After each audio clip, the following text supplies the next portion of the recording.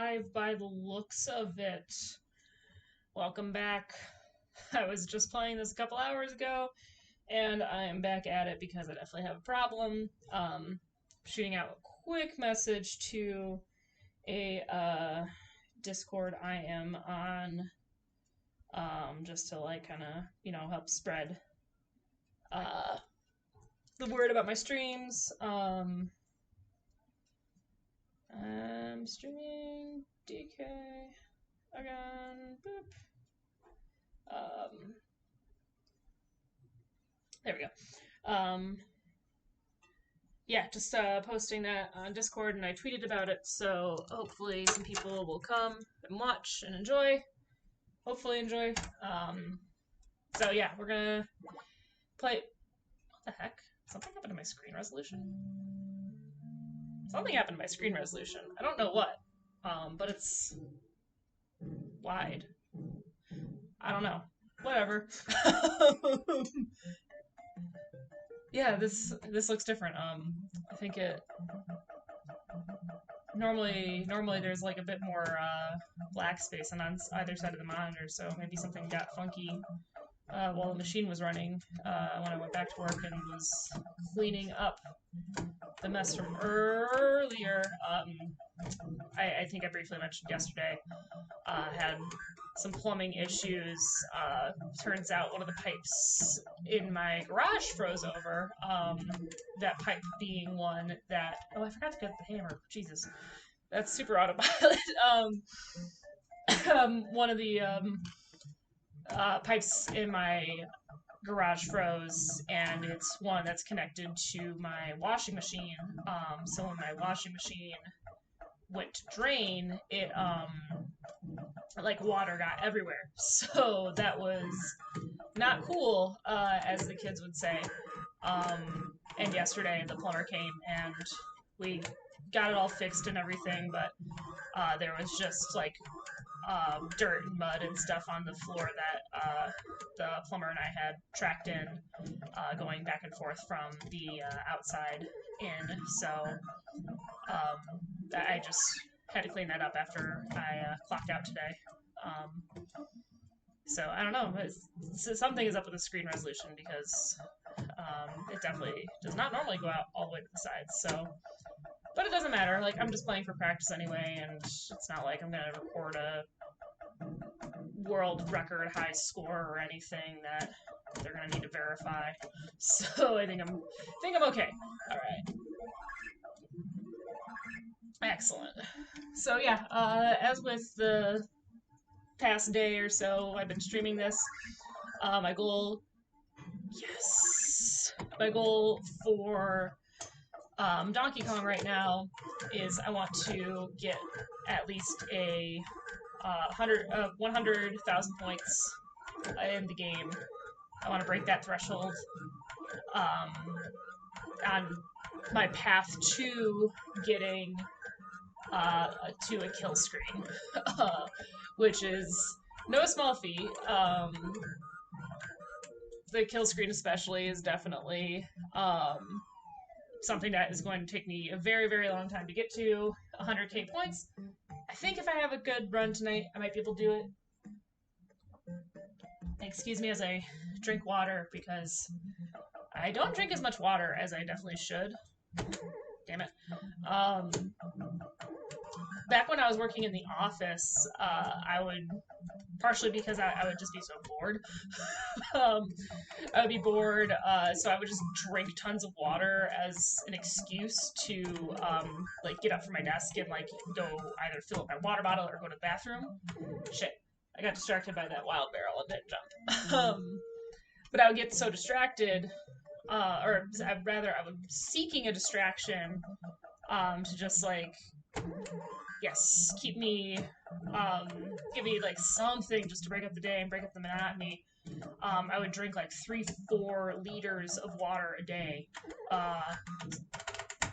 So I would just be getting up to refill my water bottle a lot, and I would also be going to the bathroom like once an hour.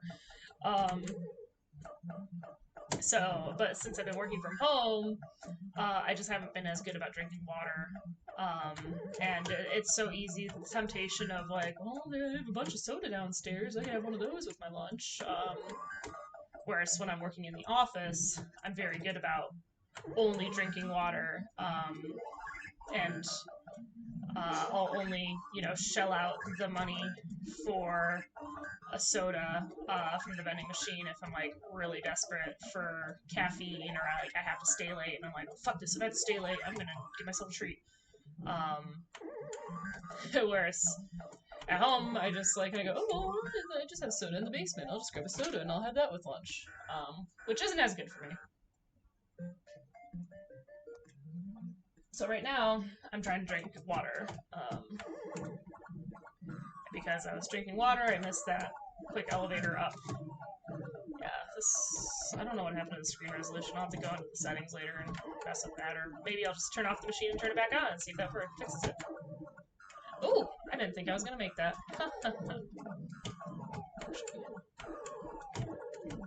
Ah, damn it. I'm trying to get that purse, and I messed that up.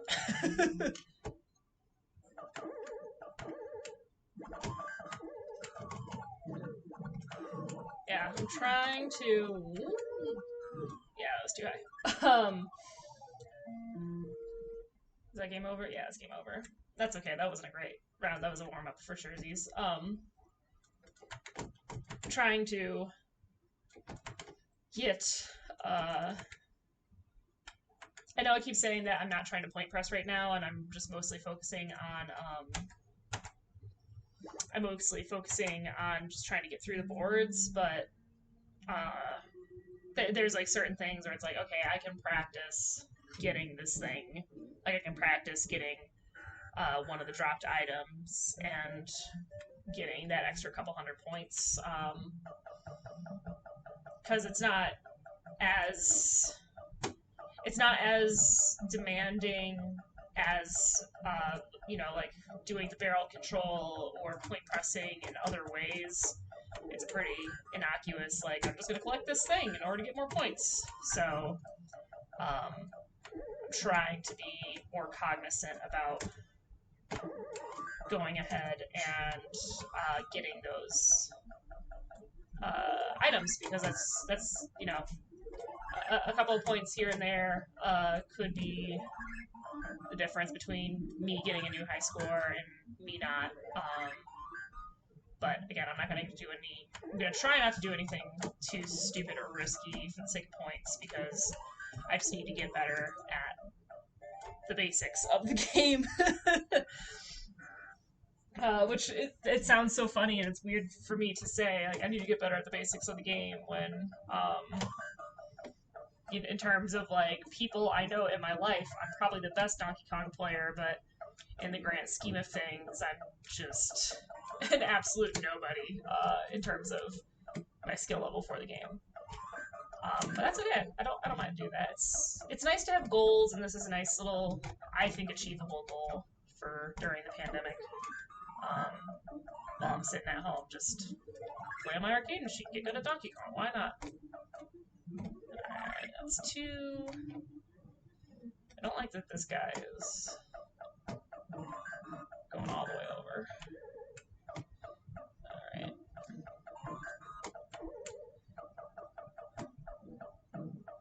Alright. Now we're gonna see if anybody will come down and play. Yeah, come on. Yeah. Okay. That's 2 that came down to play. And maybe this other guy will, too? Maybe? No. That's fine.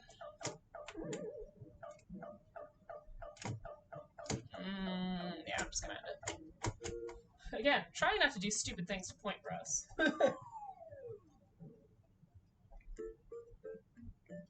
Because if I do stupid things and end up dying, that's just gonna cut my runs shorter. And my best bet to break 100k is most definitely just, damn it, running through the boards. Backwards jump. That's part of the practice, figuring out what I could have done better. Nice. Alright, I got swag barrel, so that's cool. Yeah. Alright, cool. Cool beans. Alright, we're just gonna shoot my way up to the top here.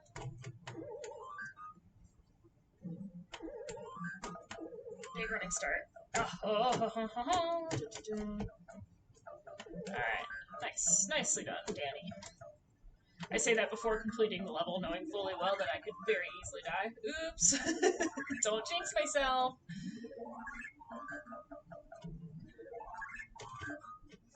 Ugh. Yeah, you know, there's just something satisfying about, like, taking this game that you've played for a very long time, like almost your whole life practically, and deciding I'm just gonna get good at this. Um, you know, it was like when I decided I was shit. That was bad. Elevators is my bane.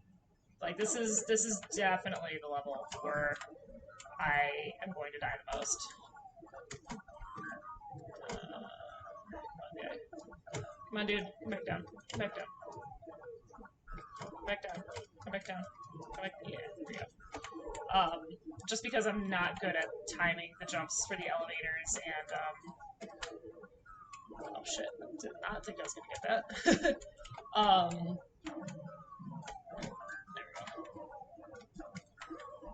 Saw something earlier where they like point pressed over here, but I clearly don't have the right spacing for that, so we're just gonna go and finish this.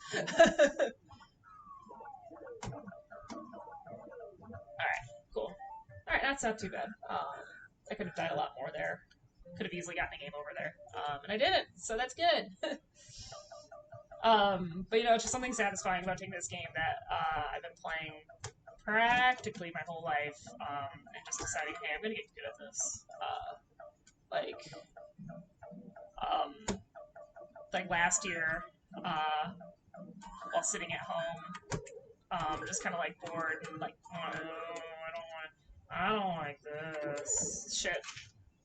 I want to jump over on Donkey Kong and get down there, but oops. Just sitting around, I found out that there's like this roller coaster tycoon classic port for mobile. So I definitely just like spent a lot of time sitting on the couch, while my roommates were like watching random reality shows and stuff. I would just sit there and and play Roller Coaster Tycoon on my phone. Um, and just the satisfaction of like, oh wow, these old like easy campaign levels that used to be such a struggle for me, I can just clear very, very easily now that I'm an adult and I understand the mechanics of this game so much more. This is very nice in comparison to like what I used to do. I was definitely that kid where these guys are just being annoying today, huh? We don't want you to actually complete the level. Alright. Okay, cool. Alright, well I completed the level, so that's all that matters.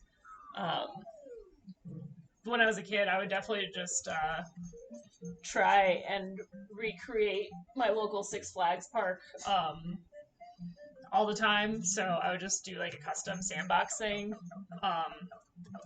Like literally every time I played Roller Coaster Tycoon, that's all I was interested in doing. So to actually go back and like, oh, I understand the actual mechanics of this game now. I can shit. I knew I should have forward jumped. Ugh. Alright. Now that I actually understand the mechanics of the game and like know what a loan is and whatnot, I can actually play this and be better at it, which is satisfying. Because some games that just is not the case for me. I still suck at Age of Empires. I very much so enjoyed playing it all the time as a kid. Put a lot of hours into Age of Empires 2, Conqueror's expansion. I'm just not not good at that game. I'm not good at strategy games, either real time or turn based. I'm just not good at strategy games. Um, which is weird because even though I like grew up with them, like I played a ton of Age of Empires as a kid, but I'm just really bad at those kinds of games. but like, you know, I spent a ton of time playing platformers, and I'm really good at platformers. So I don't know. It's just how the cookie crumbles sometimes, I guess.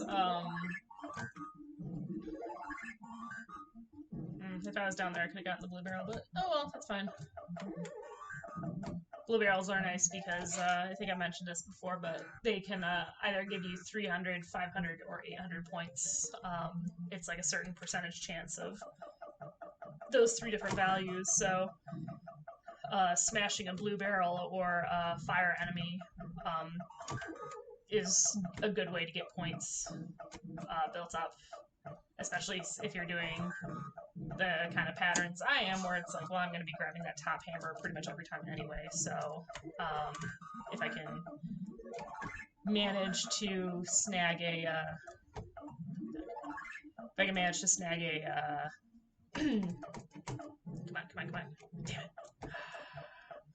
If I can manage to snag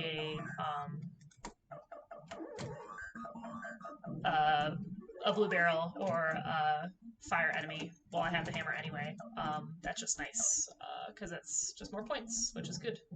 Alright, hopefully those guys just kind of chill down there for a while. And I'll just point press a little bit.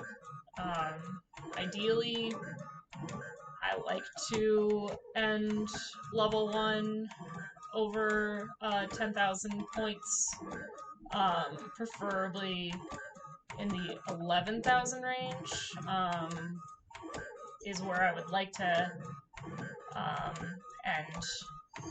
And actually, I might be able to push 12,000. Oh yeah, I should be able to get 12,000. So the only thing that's preventing me from just like infinitely point pressing is if the bonus does hit 0, I will die. So, and I think it gives you a couple grace seconds, like 3 or 4 seconds grace period when the bonus does hit 0 before you actually die.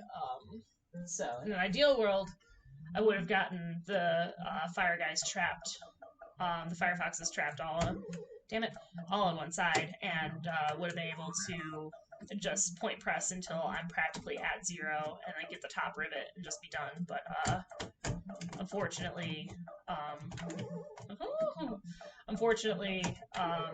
it just didn't work out that way that time. It's okay. Again, points are nice. I would love to, you know, get points and point press when it's safe to do so, but I'm not trying to rack up like a million points. Score? Fuck! So what happened there is I jumped right, I hit the edge of the screen, and Mario will do a wall jump back. I didn't want to do that because that increases my jump time, which means that barrel hit me. I could have very easily just cleared the board had I not done that, and had I shit, god damn it, had I jumped straight before, and that one I should have jumped a little bit backwards at the barrel. That's what I really need to get better at on the barrel board, is jumping backwards with the barrel, because then it gives you just a little bit more reaction time to jump over a second barrel if you have two barrels that are grouped close together, but not close enough where you can clear them both in the same jump.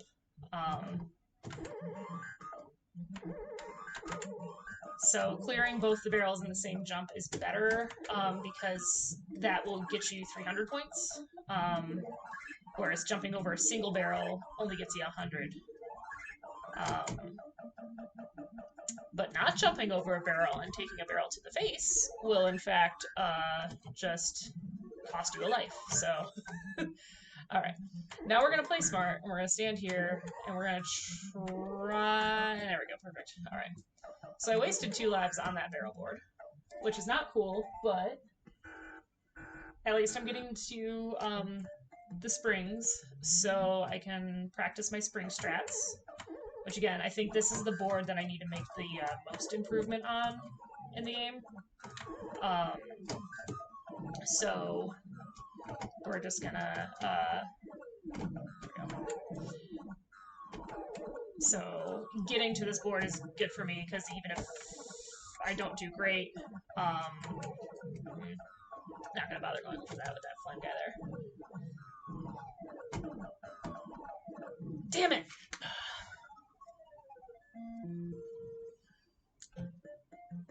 Stupid springs. Yeah. I don't like that. Go away!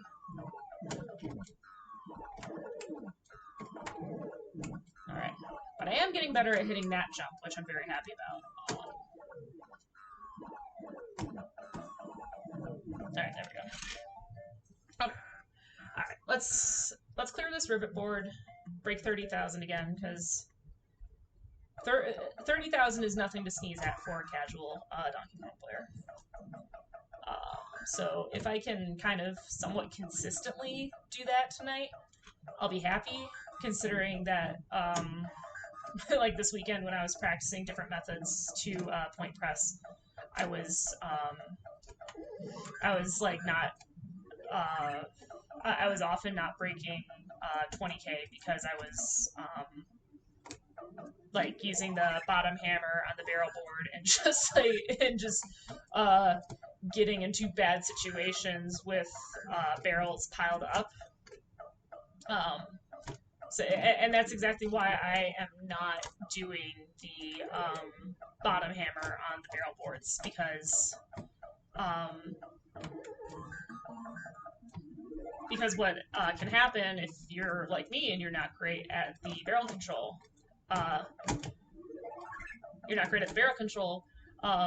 what can happen is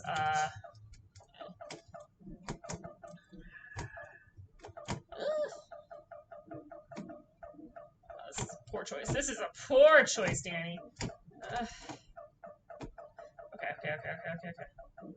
Haha. Oh boy. Okay, we're just gonna finish this. I should have just finished it sooner and cut my losses, but I was like, maybe I can get some point pressing in.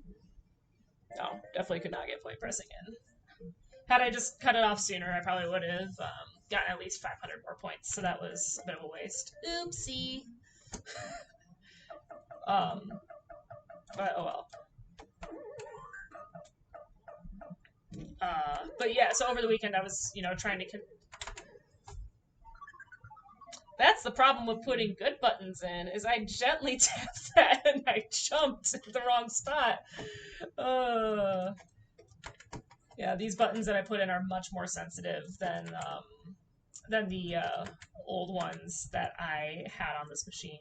I had HAPs, which are the standard North American arcade machine button, and I replaced them with, I think these are Sanwa clones, and Sanwa is one of the Japanese arcade manufacturers. And these buttons are just a lot more sensitive than the old ones are.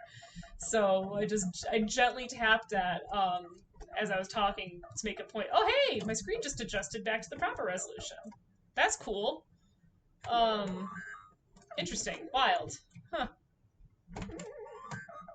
I mean, that's part of having this like old cabinet, is that it is definitely it's definitely seen its share of wear and tear over the years. Like, oh my goodness, when as I mentioned last night, I pulled this thing open and went to work on fixing it up and modifying it to put in the trackball mount, and also to replace. I wanted to replace the buttons because, as I said, they were HAPs and they just weren't as responsive as I would like. And they were your standard opaque plastic, and I was like, I've got light up buttons sitting around. It'd be cool to put some light up guys in here if I can manage that. And so I took this thing apart and finally learned how to do so, because I had no idea how to take it apart.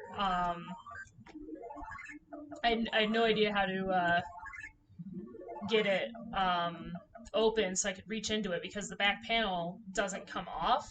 It's just like this tiny little portion of the back panel that I can take off. Everything else is nailed into place.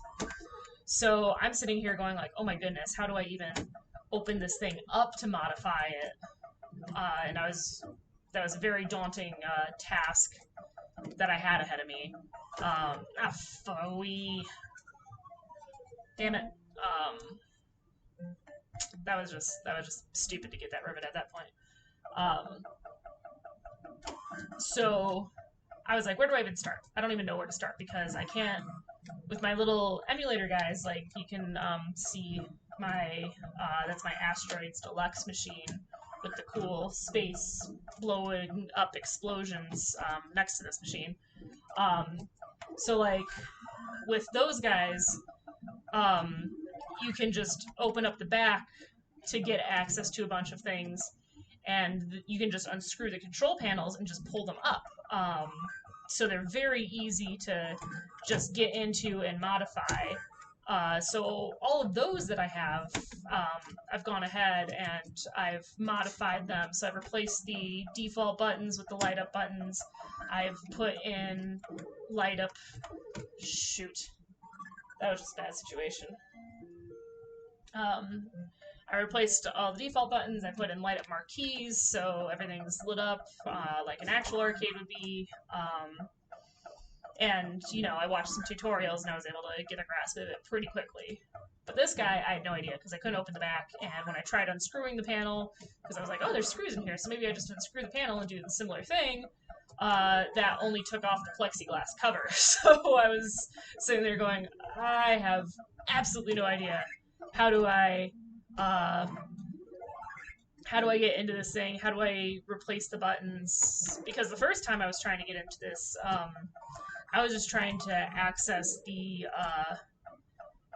computer board that has, the game on it.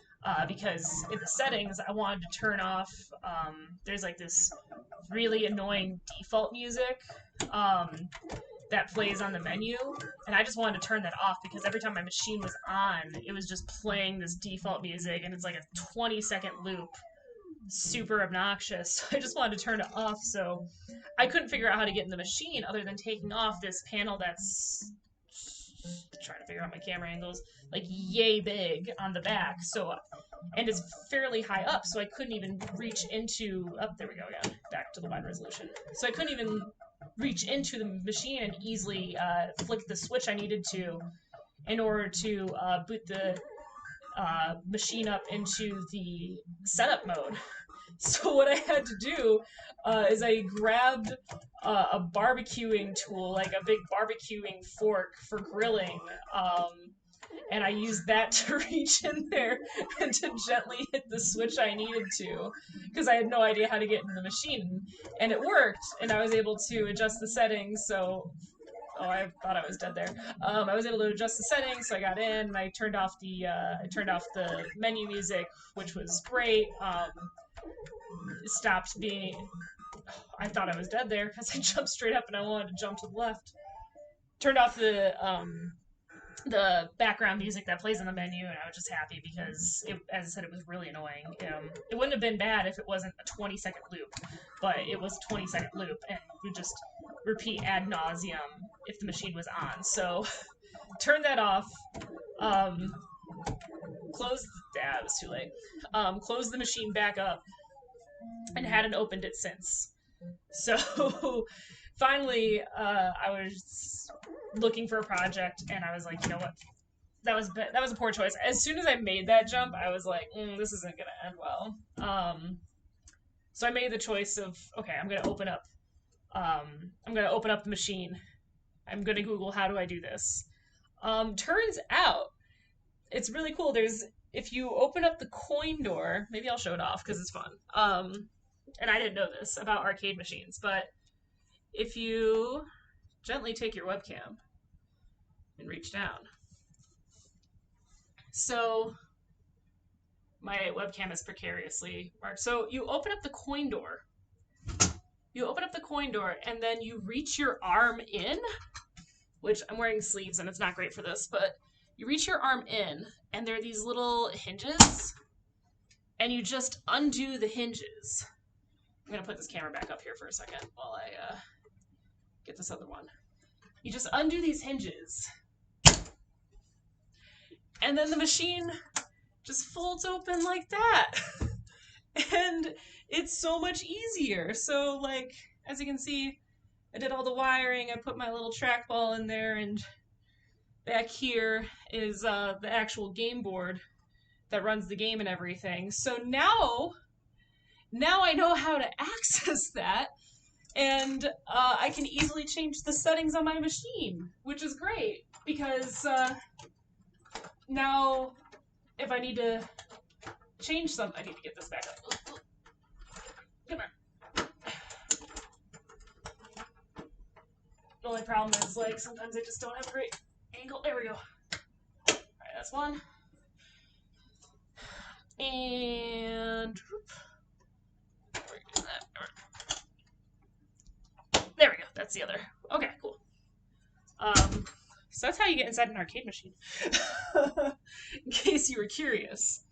So now I can get into my machine more easily. And we're gonna just bear with me a moment while I get the camera back into the good position.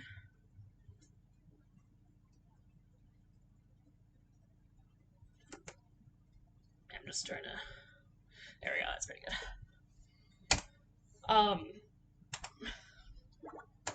So now I can get into the machine, which is good. Oh yeah, because I had to change the settings. I lowered the volume on the machine overall because it was pretty loud before, and I decided if I'm going to be trying to stream this thing, I can't have it just be super obnoxious, really loud Donkey Kong music in your face if I'm trying to narrate over that. Because I did, as I was watching videos on Donkey Kong strategy and, you know, how to play the game and point press and everything, there were some people who had their machines turned like way up, or at least like at the default, and it just wasn't fun because they were practically shouting to be heard over their machine.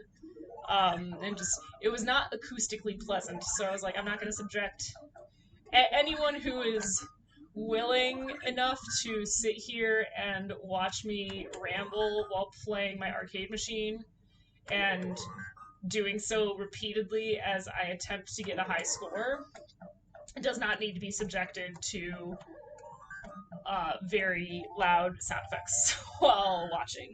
Hi, bug. Yeah. So now I can get into the settings, which is nice, because I remember how I got on this tangent because I was talking about fixing up my machine and cleaning it. So this thing definitely is a well-worn arcade machine.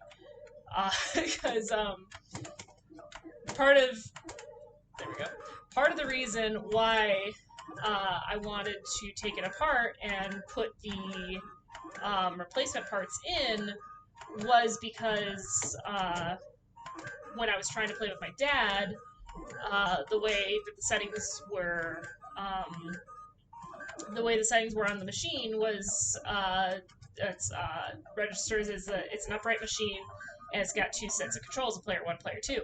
The problem was the player two side of the machine just was very unresponsive. Like, the joystick was okay, very obviously not as responsive as the player one joystick, and the come on, back up. Oh, damn it. When I said back up, I didn't mean go back up the ladder, I meant back off. Alright, maybe he'll come down. Yes. Okay, cool. I can get a little bit of point pressing in. Sweetness. So I wanted to fix it up, change out the buttons, because I knew that the jump button for player 2 just was not very responsive. And when I was and I knew I was going to replace the button anyway, but I was watching videos online of, like, how do I replace arcade parts? And they were saying that if you have an unresponsive button, especially these old school machines, they're pretty simple. It's pretty much, you have your game board, you have your power supply, and so long as everything is connected correctly, it should all work. So if you're having issues with button responsiveness, it's probably just like a dirty button, you know, like somebody spilled a soda on the console or something. And let me tell you, when I tore open this thing, I didn't tear it open, I carefully opened it up. When I opened up the machine to uh, take it apart and take the control panel apart to get my trackball installed, I was able to get all the buttons out and the player one joystick out pretty easily. It really wasn't too hard. I was able to follow the tutorials I saw online pretty straightforward. The second player joystick, however, that one required a lot of work to get out.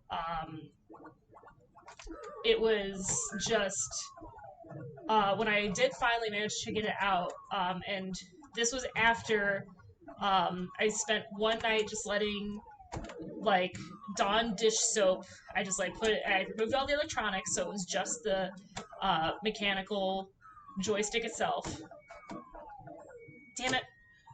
I really need to, like, on this stage, it's not that big of a risk, but I really just need to get into the habit of watching for the safe springs, because it's smarter to do that.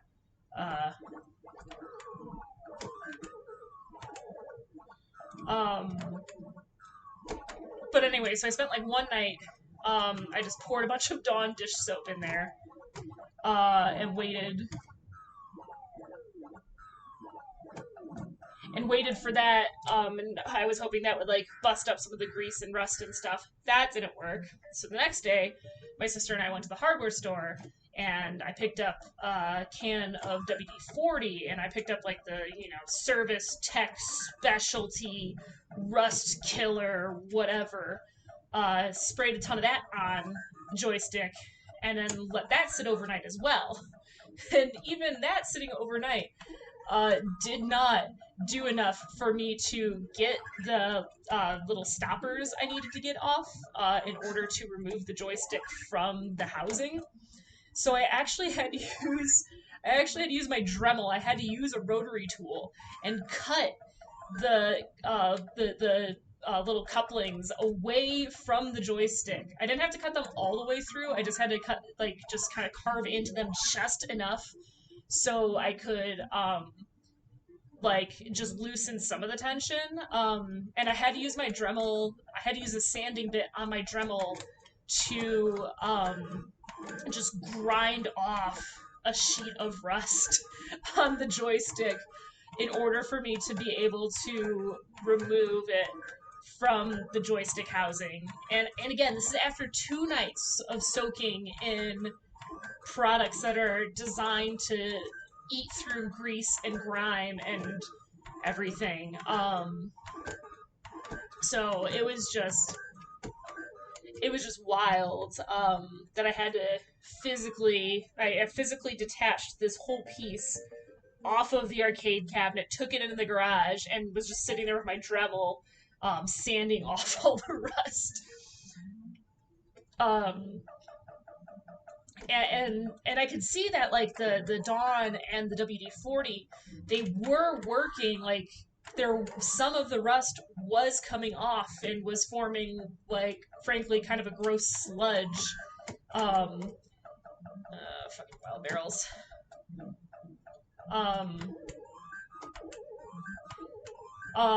Like it was taking off some of it, and there was like the sludge that was on the joystick. But even with those products alone were not enough to clean the machine up, so I could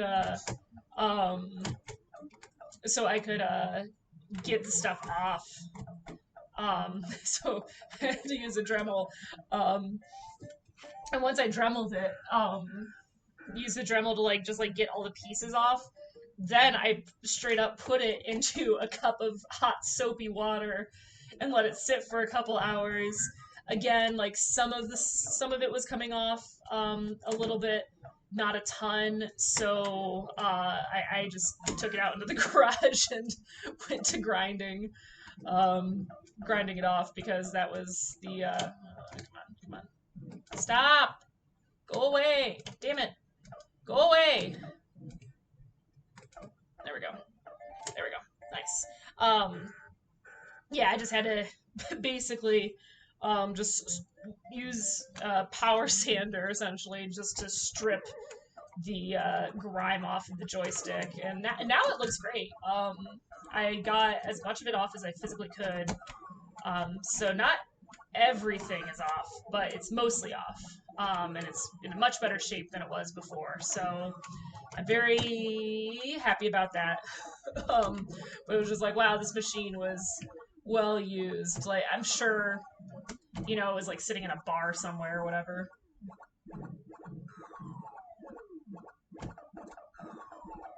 There we go. I'm sure it was sitting in a bar somewhere, and like or a pizzeria or something, and somebody spilled a beer or a soda on it, and just the nature of it being the player 2 controls, it just didn't get used as much as the player 1 controls because, if something gets stuck in the player 1 controls, I just feel like those get used so much more often that you get that like kind of mechanical cleaning of it. Shoot, I don't like that. Nope, I did not like that. I got too ballsy and went for the hammer. I should have continued to try and play it safe. I could have gone up, maybe tried it. I don't know. That was just a tough position. I don't think I really would have gotten an easy way out of there, honestly. All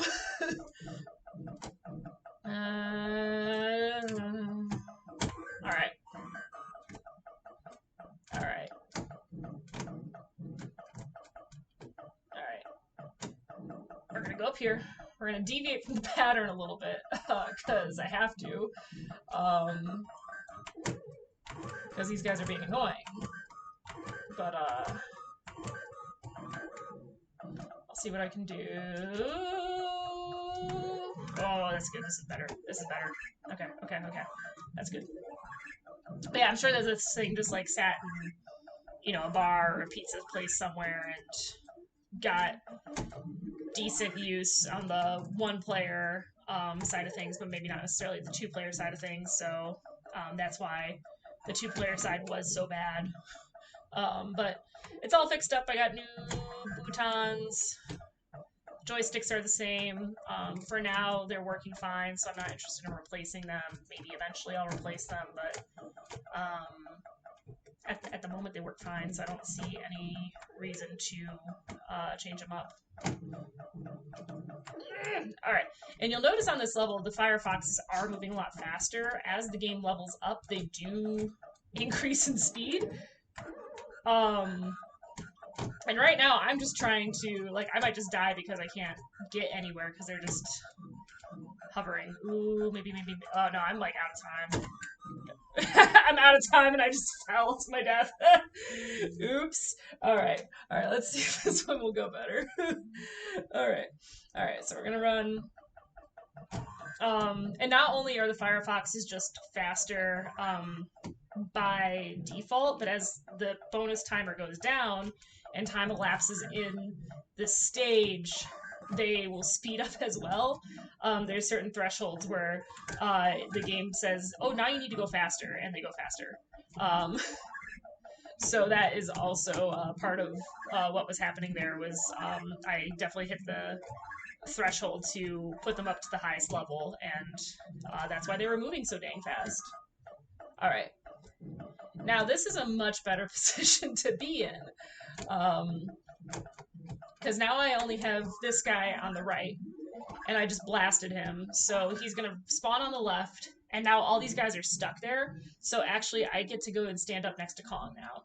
And I keep saying this in my videos, just because I'm not sure, who's watching, if they've seen the prior videos or not, or if I'm just talking to myself. But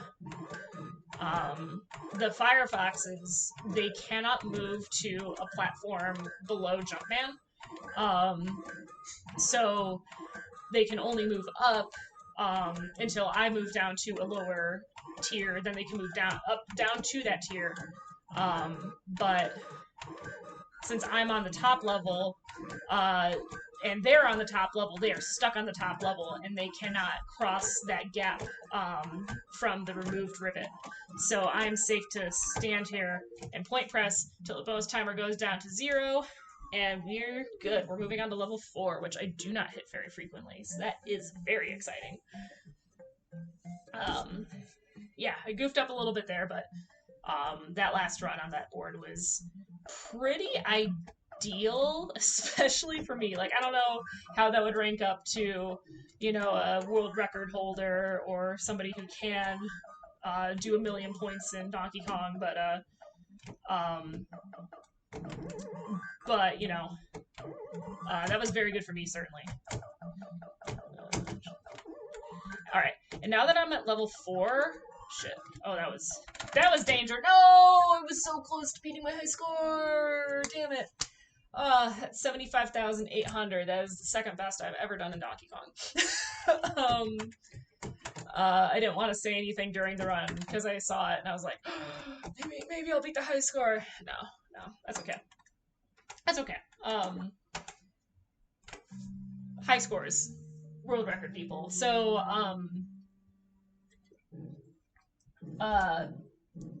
for those of you who haven't been reading about Donkey Kong Theory or haven't seen the, in my opinion, excellent documentary King of Kong: A Fistful of Quarters, for a while people weren't even sure if you could break 1,000,000 points in Donkey Kong. We're just gonna call this one a wash. I'm just gonna let this sit here and we'll start over. People weren't even sure that you could break 1,000,000 points in Donkey Kong, because it would require a ton of point pressing in order to do so. And apparently the average run of just going through the stages and getting to the kill screen, apparently the average points is in like the 860,000 range. So you get that many points by getting to the kill screen. So you have to then make up another 140,000 points by point pressing, doing these risky things to get yourself more points. So a lot of the guys who play Donkey Kong and are like on the leaderboards for points, they know their averages and stuff, and they're like, oh, I try to have this many points on this board, blah blah blah. Or at this point, I try and have X amount of points, and if I have this many, like I'm on Y pace, and which makes sense. If you're playing a game that much, you would know it.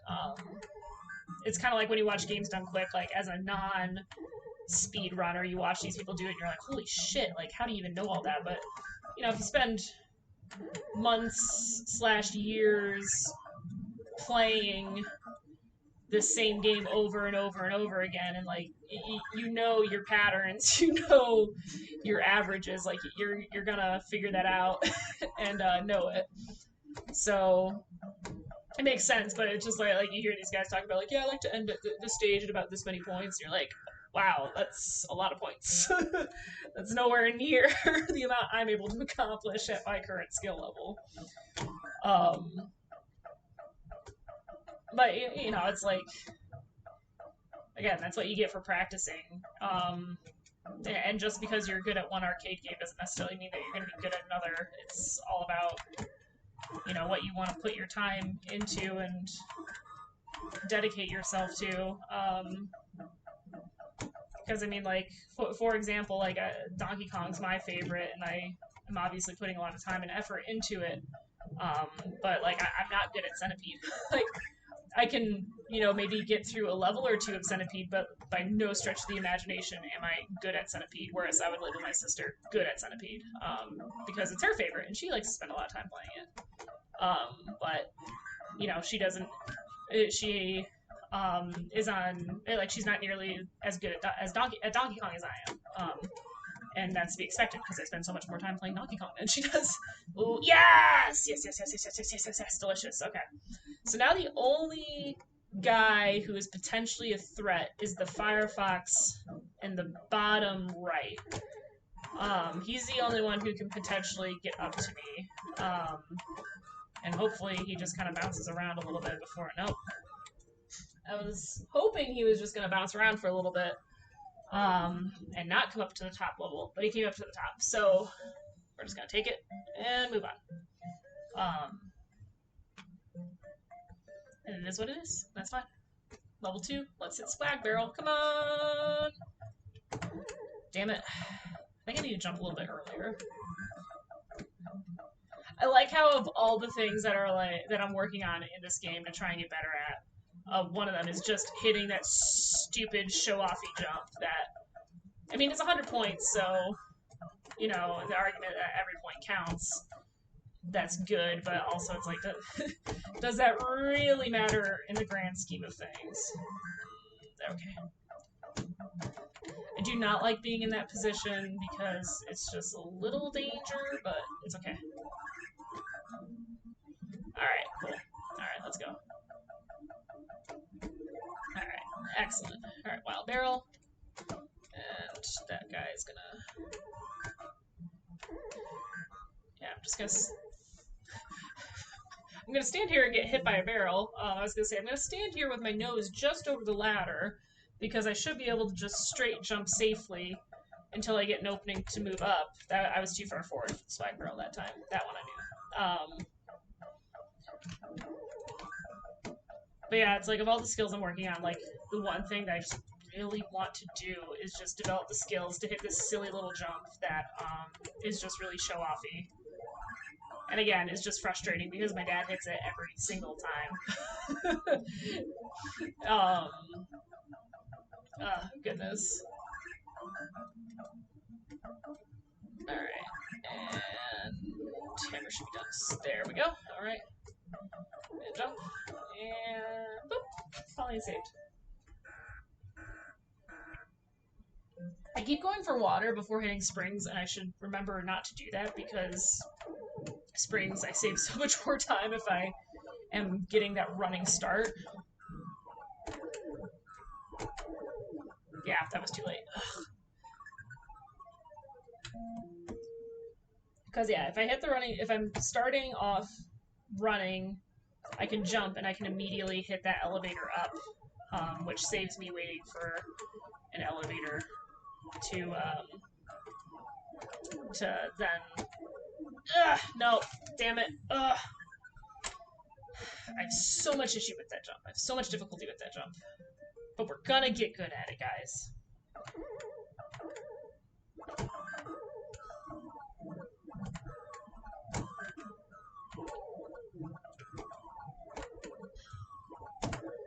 Nope, damn it! Ugh, I just lost 3 lives trying to pull off that jump. Ugh. Ugh. Gross. Disgusting. Alright. Let's try again.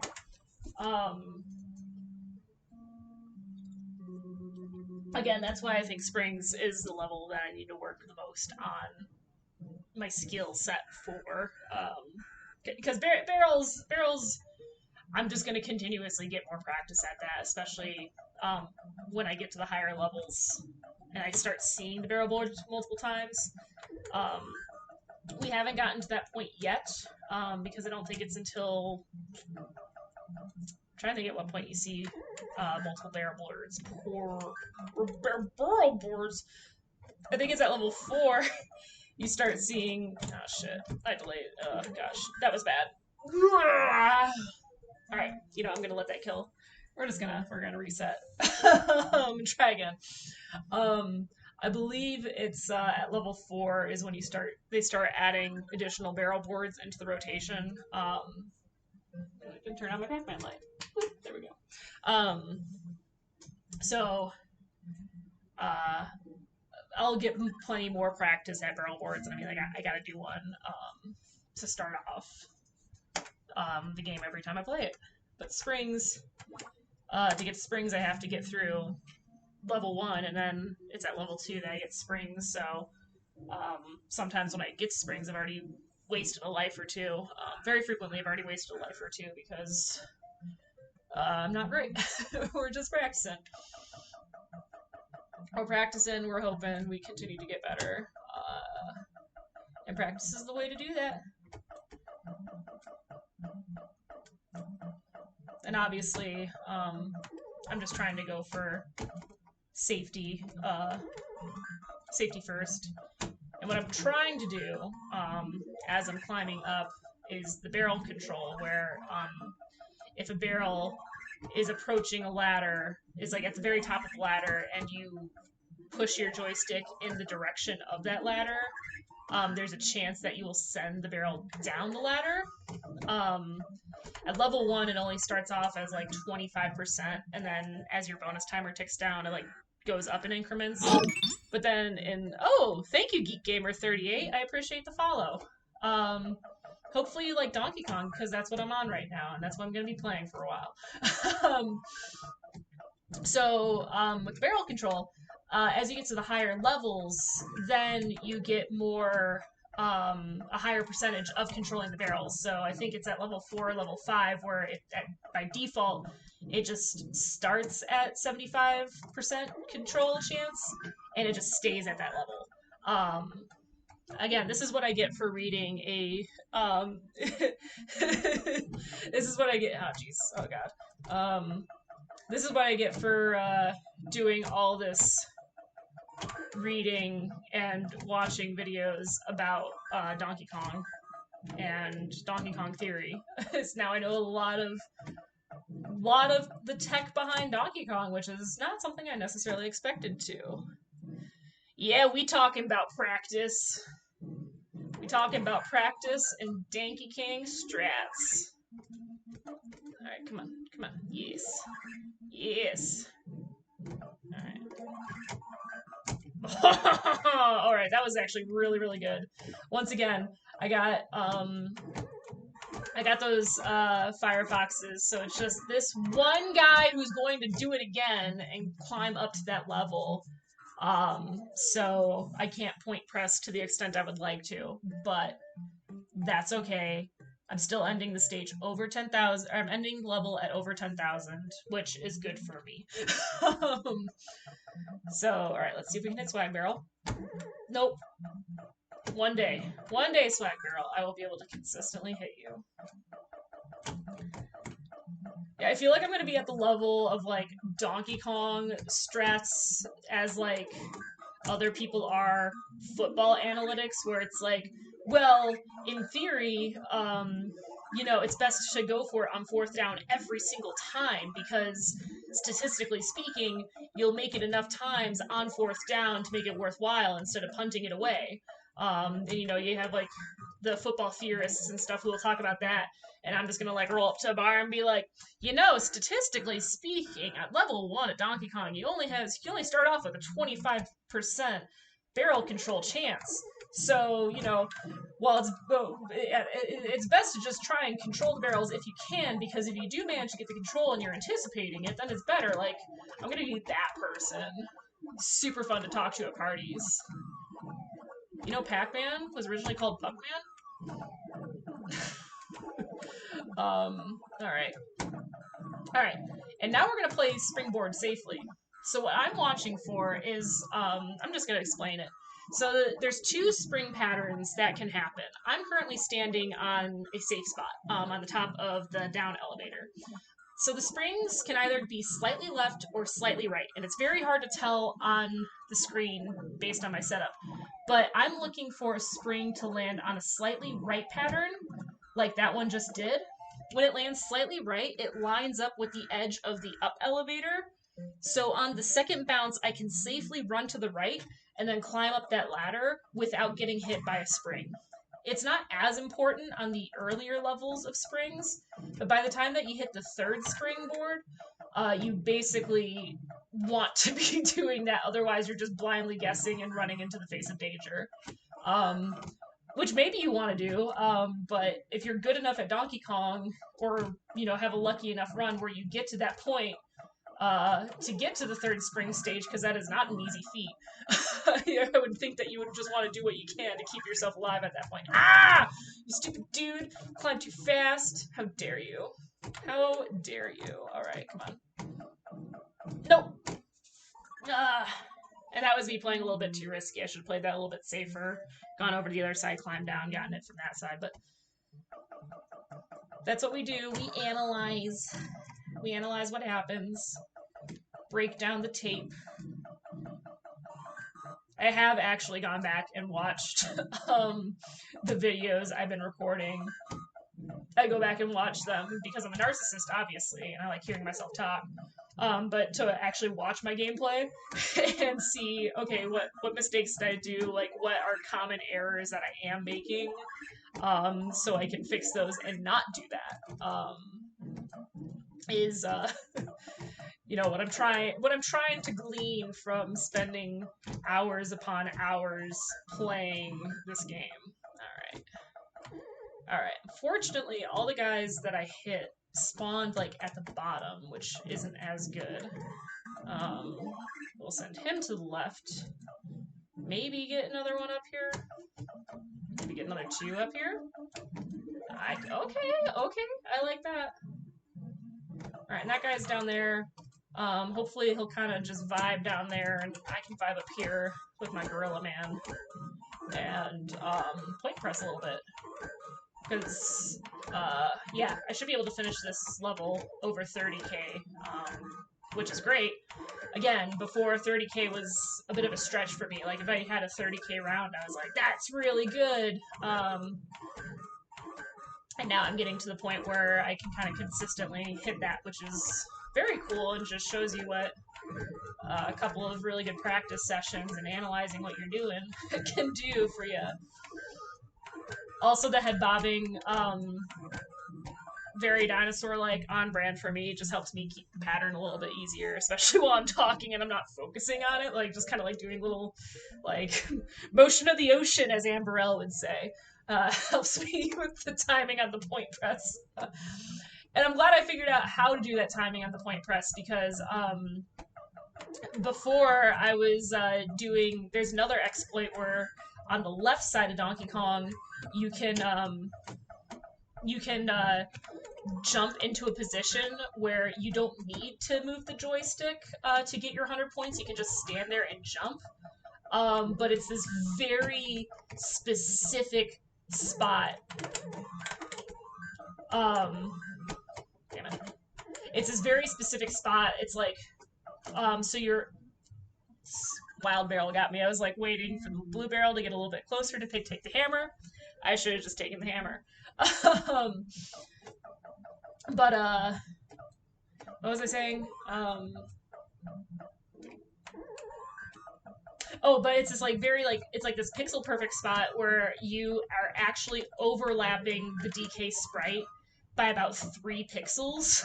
So you have to get on that point exactly, which is very hard to do. And once you're on that point, you do not need to. Damn it. You don't need to do the joystick jiggle. You can just mash the jump button and you'll accumulate points. But it's a lot harder to consistently hit that spot. So I just don't go for that anymore now that I've gotten the timing. Yeah. I saw that wild barrel coming and I was like, I'm just fucked. I could have gotten I could have jumped over that guy and gotten the hammer if I had reacted a little bit sooner, but I didn't. But over 30k, that's pretty good. Didn't make it to the pie factory, but it is what it is. But yeah, now I can much more safely point press when the opportunity presents itself. Which again is the goal because before, even when I was hitting that point pressing, I was wasting so many lives on the rivet stage that it was very rare for me to make it through level 2. So I just wasn't getting the practice on the later boards, and I was not getting hit by that wild barrel this time. Ayo. I just wasn't getting as far, and my point totals just weren't getting as high as I really think they can, because I was wasting so much time trying to just get the lineup perfect on that little exploit spot. Come on. Alright. Now that was close. I was worried for a second because just like a little bit of unresponsiveness. But that's okay. Ooh, come here! That was a very good hammer because not only did I get a blue barrel, but I also got one of the flame guys. So, more points for Danny, which is very exciting. Yeah, and eventually, after I get tired of Donkey Kong, who knows when that's going to happen. After I get tired of Donkey Kong, I'd like to stream some of my other arcade games too, because I definitely feel like pretty much everyone knows about Donkey Kong. Like, how can you not know about Donkey Kong? It's, it's iconic. He's a beloved character. First appearance of Mario. Like, everybody knows Mario. Um, that sort of deal. Like, everyone knows Donkey Kong, even if they haven't necessarily played it themselves before. But I would like to get better at some other arcade games. Notably, I would like to get good at Joust, which is a game that for the longest time I only heard my dad talk about excitedly. Because we could never find it anywhere to play, and it's actually, in my opinion, the greatest failing of these 60-in-1 game boards is that they don't have Joust. Um, like, they have this thing has so many random games that, like, I don't even know who cares about them. Like, I haven't heard of like half of these games. I don't know. Oh no, this is not good. This is bad news bears. I don't even know like who would have like who cares about some of these games. I only know about them because they're on my 60-in-1, and I'll if I'm playing my arcade games, I'll turn all the machine like I'll turn on this guy and then whatever machines I'm playing. Um, and this one, I have it set to cycle through the attract mode, so I'll just like go through the games starting at the beginning with, I think, Miss Pac-Man is the first game. Very excellent choice. And it'll just go through and it'll like do a little demo for each of the games. It'll go in and out. And there's some games on here and I'm like, what the hell is that even? Like, what is this game? Like, who plays that? Who is the person who's like, I'm gonna make a 60-in-1 game board and I'm gonna take these emulations of these classic arcade games like, Galaga and Pac-Man and Donkey Kong, and I'm gonna take these emulations. Oh, I totally messed that up by not getting the hammer. That's fine. Like, I'm gonna take these, beloved games. I'm gonna make emulations of them. I'm gonna put them on this thing so that way people can make, these ultimate arcade machines. Frogger, like Super Breakout, Arkanoid, all these cool things, and like they don't have Joust, which is a tragedy because Joust is super fun.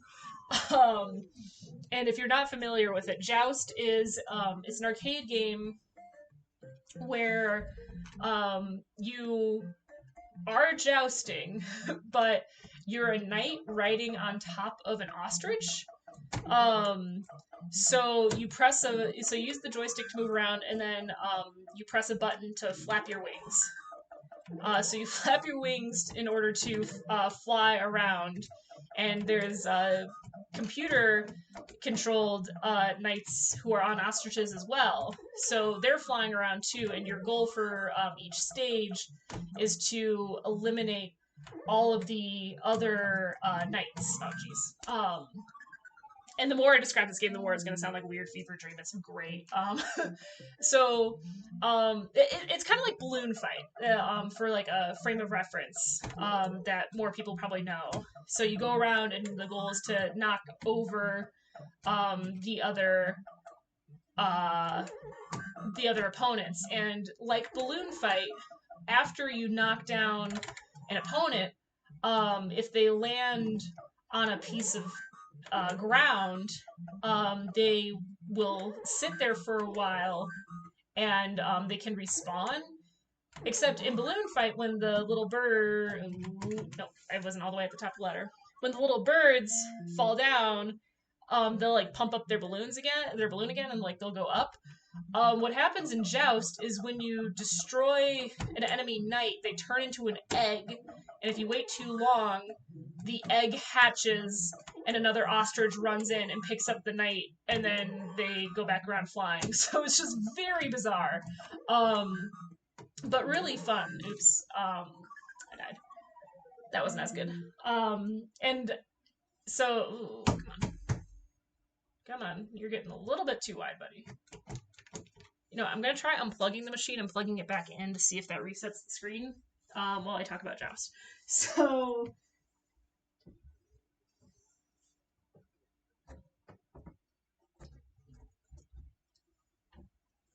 all right, we're gonna let that think about itself. No, it doesn't look better. Okay, well, we'll just deal with it. Um, so so Joust, so the goal is you go around and you try and knock off the other knights off of their ostriches. Um, and a couple things I think are really cool about it is if you're playing two player, it's a simultaneous two player game.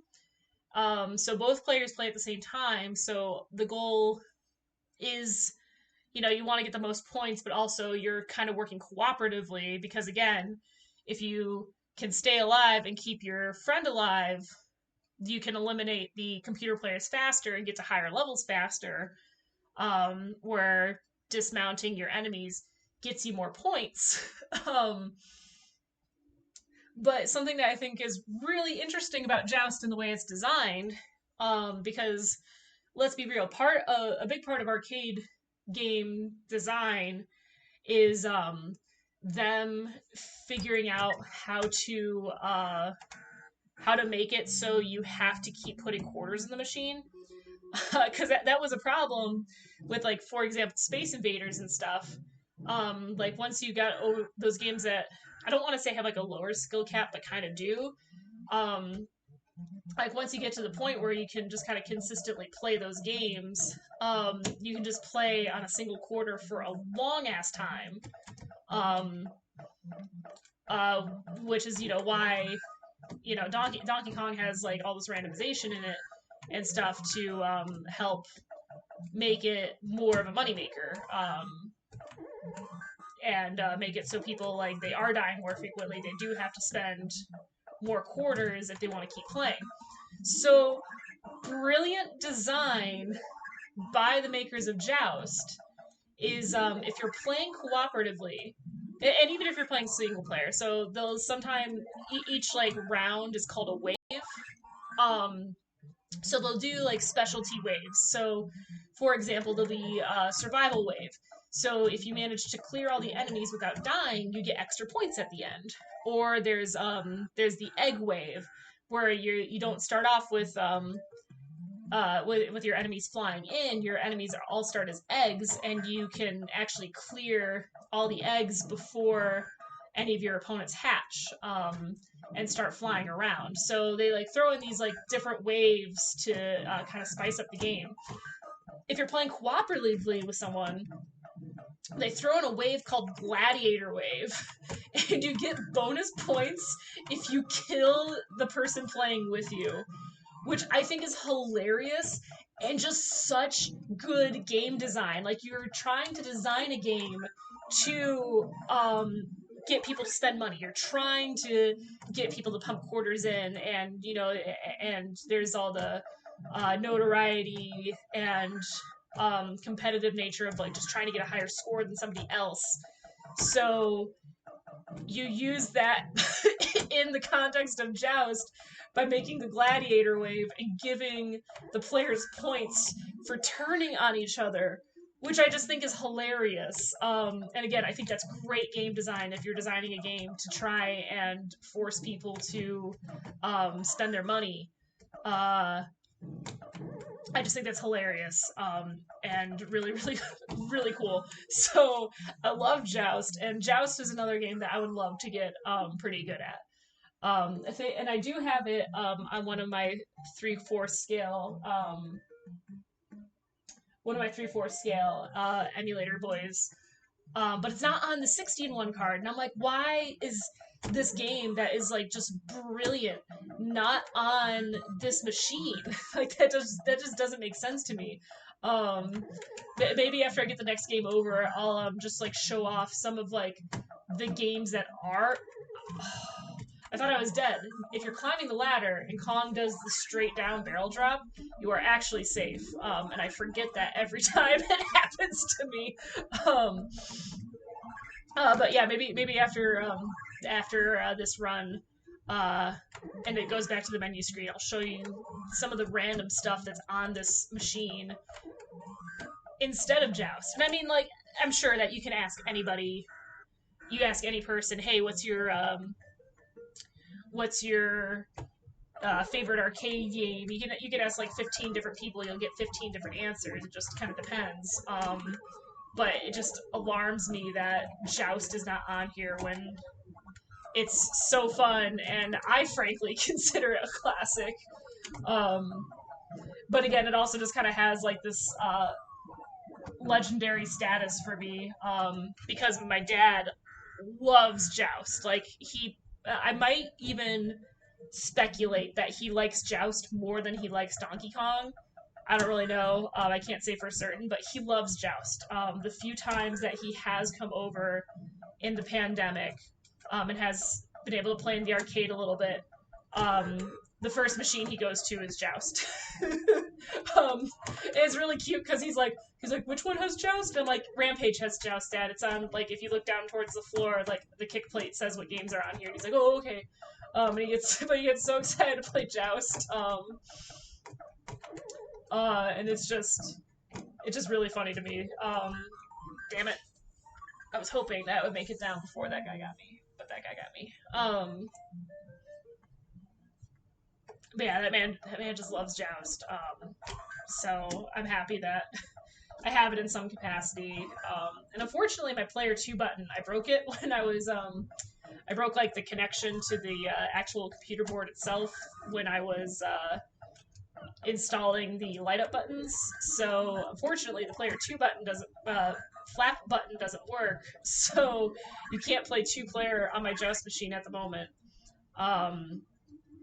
But I am eventually, like, that's my next arcade project, is to fix that up so I can play 2-player Joust again, because I just think that'd be fun. Especially, once I can safely, once I can safely, have people over, because, damn it, this is just not going. This run started off so promising, and now it's just, I'm struggling, I'm suffering. But yeah, Joust I would like to get good at eventually. I also really like Miss Pac-Man with the speed modification, where everything just goes super fast. So I would love to get good at that version of Miss Pac-Man as well, because I think that would be fun. I'm not going to bother with that hammer. Instead, I'm just going to clear these out, because I did get 3 guys over on the left side.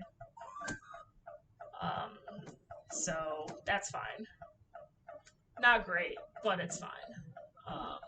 We'll see if Freezy Boy cooperates and lets me get more points. Apparently,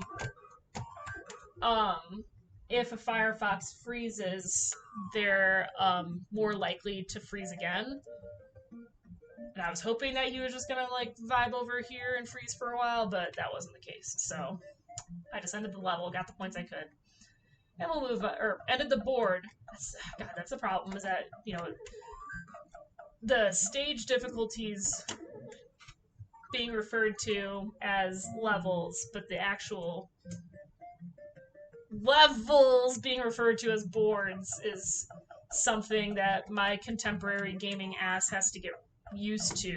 I'm not an old man like Dan Avidan, who just like by default refers to levels as boards.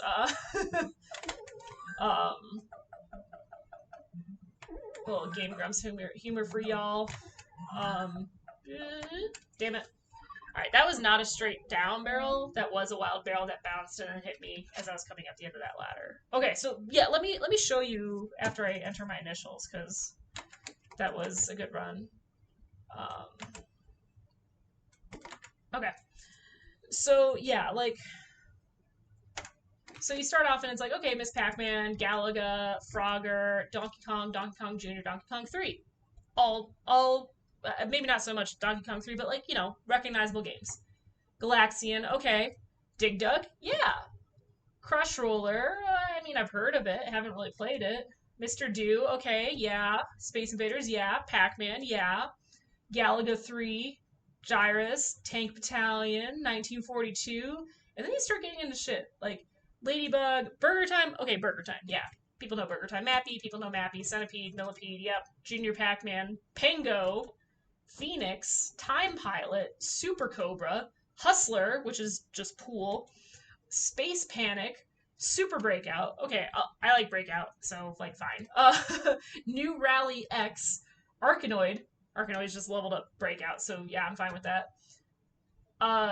QIX, Kix, is that how I pronounce that? Juno First, Xevious, Mr. Dew's Castle, Mooncresta, Pinball Action, Scramble, Super Pac-Man, Bomb Jack, Shaolin's Road, King and Balloon, 1943, Van Car, Pac-Man Plus, Dig Dug 2, Amidar, Zaxxon, Pooyan, Plie, the constellation, I can't pronounce it. Pleiades, something like that. Gunsmoke, The End, 1943 Kai, Congo Bongo, Jumping Jack, Miss Pac, and then they have duplicates. So they have Miss Pac-Man 2, Galaga 2, Pac-Man 2, Junior Pac-Man 2, Pac-Man Plus 2.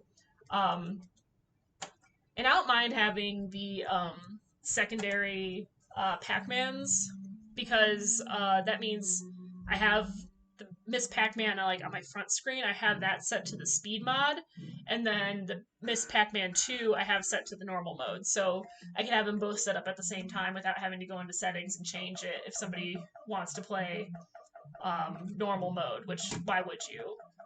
In order to do that, you'd have to be boring like my brother. He did come over when we had the family over during the holidays. He wanted to play Pac-Man, so he played Pac-Man. He's like, "Why is it so fast?" And I'm like, "Because I have the speed mod and on it. Like, if you want to play regular speed, just go over to the left." And he's like, "No, it's fine. I'll play this version." But he was just like, I'm just gonna reset this because that was not a good start."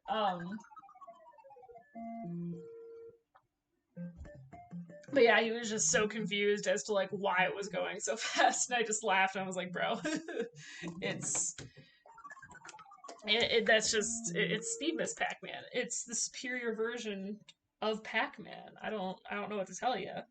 Um, yeah, if you're boring like my brother and want to play regular Pac-Man, I do have that option just ready to go, which is nice.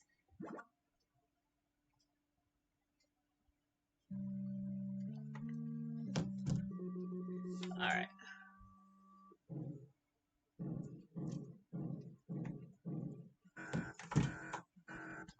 But yeah, it's like there's so many random things on here that I had never heard of before getting this machine.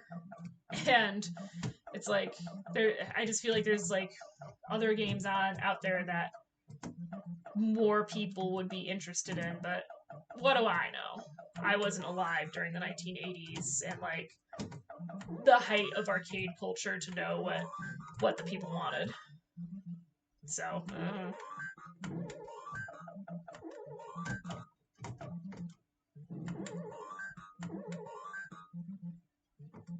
damn it! I thought that was a straight down barrel, but it bounced.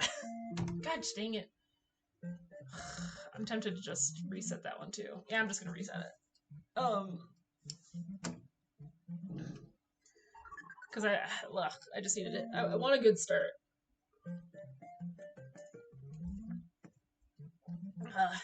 And you know, only scoring 900 points, like that's not a good start. So we're just gonna push that under the rug, pretend that didn't happen, and we're gonna start again.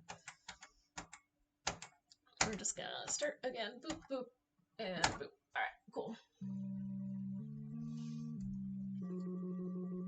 yeah, I have all these arcade games. I should just really get good at a bunch of them.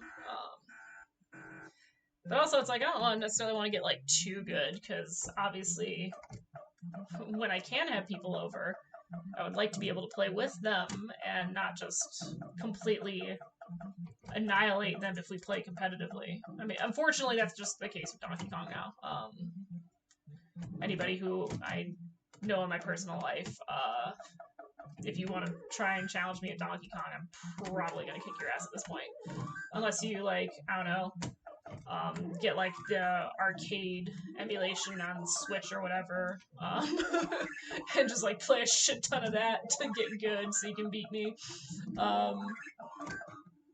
In that case, yeah, maybe, but I don't think anybody else is as interested in this game as I am to go to that effort for the sake of being like, I beat Danny at Donkey Kong. That's just a bit excessive. Okay.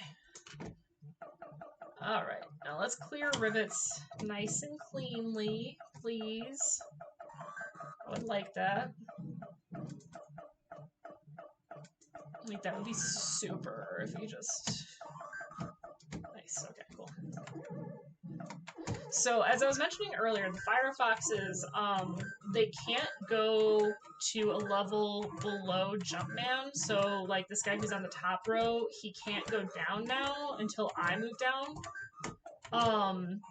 But what you can do to try and, like, tempt them down is, if you start going down a ladder, so if I start going down a ladder, now they can move down. So that's kind of how you can get around them trying to corner you if you're like on the top row or something. You can try and just do that to get them out of there. Fun fact, a little bit of strats. Certainly learning that they can't move down if I'm on the top row is very useful to learn. Come here. Come here, please. Come down, come down, come down, come down, come down, come down, come down. You are annoying, sir.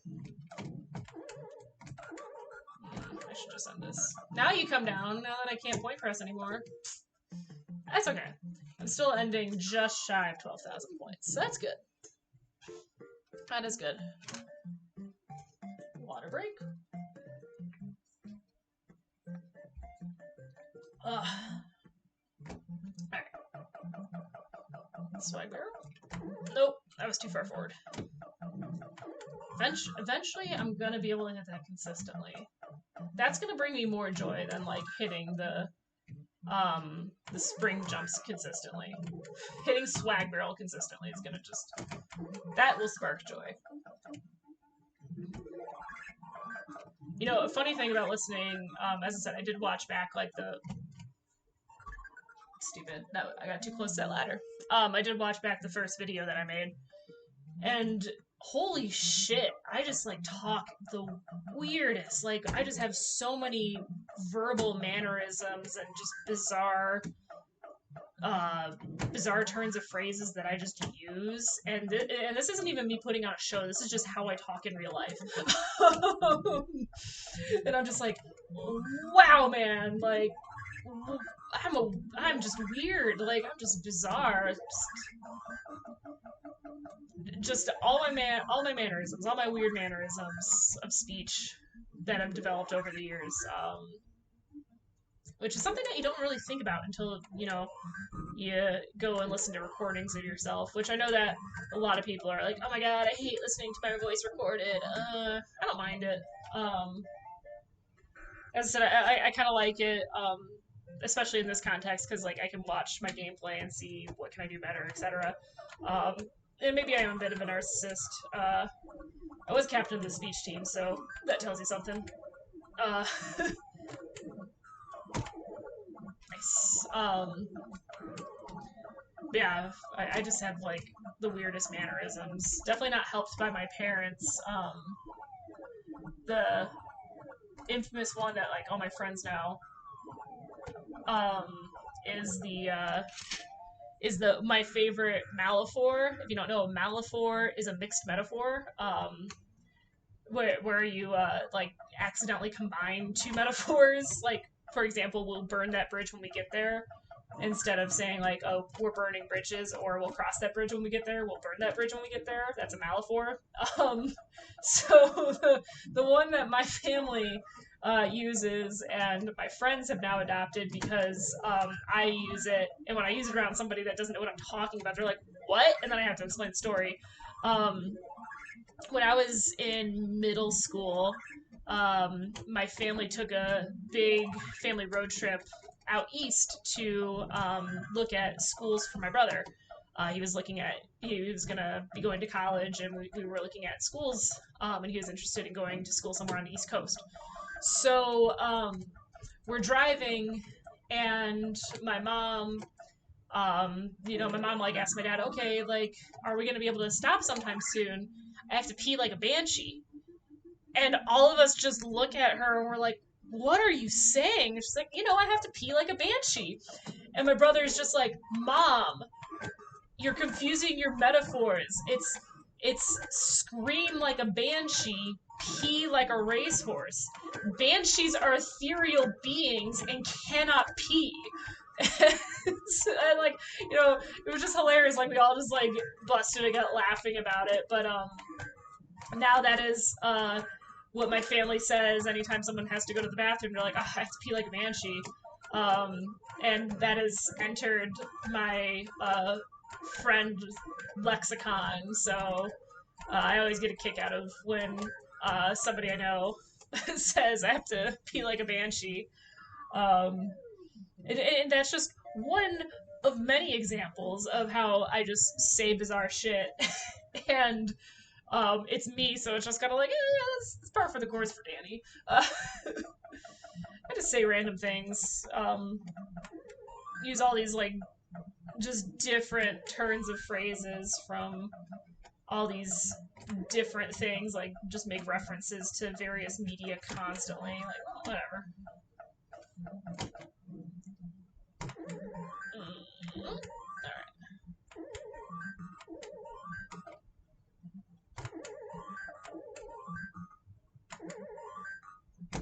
Yeah.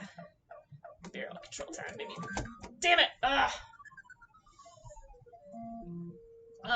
That stupid, like, pause when you get the hammer. Ugh. I should have just, like, stayed a little bit more to the right and just done a couple straight jumps to get over that, but I was like, I need the hammer! I need the hammer to get me out of here, man! It's too much happening.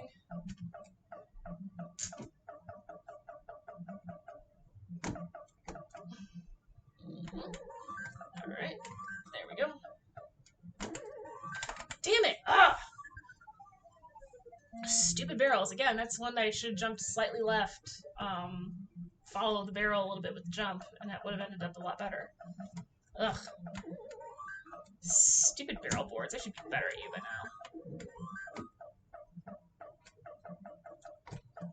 now. Though I guess statistically speaking, the barrel board is what's gonna get you the most often, because that's what you're gonna see the most often. Alright. Oh god, no, not again.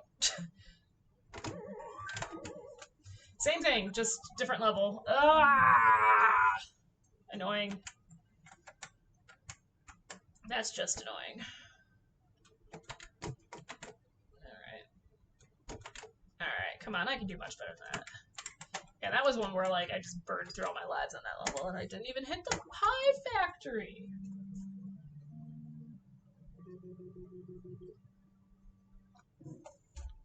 I personally think pie is a lot more effort than it's worth to make from scratch.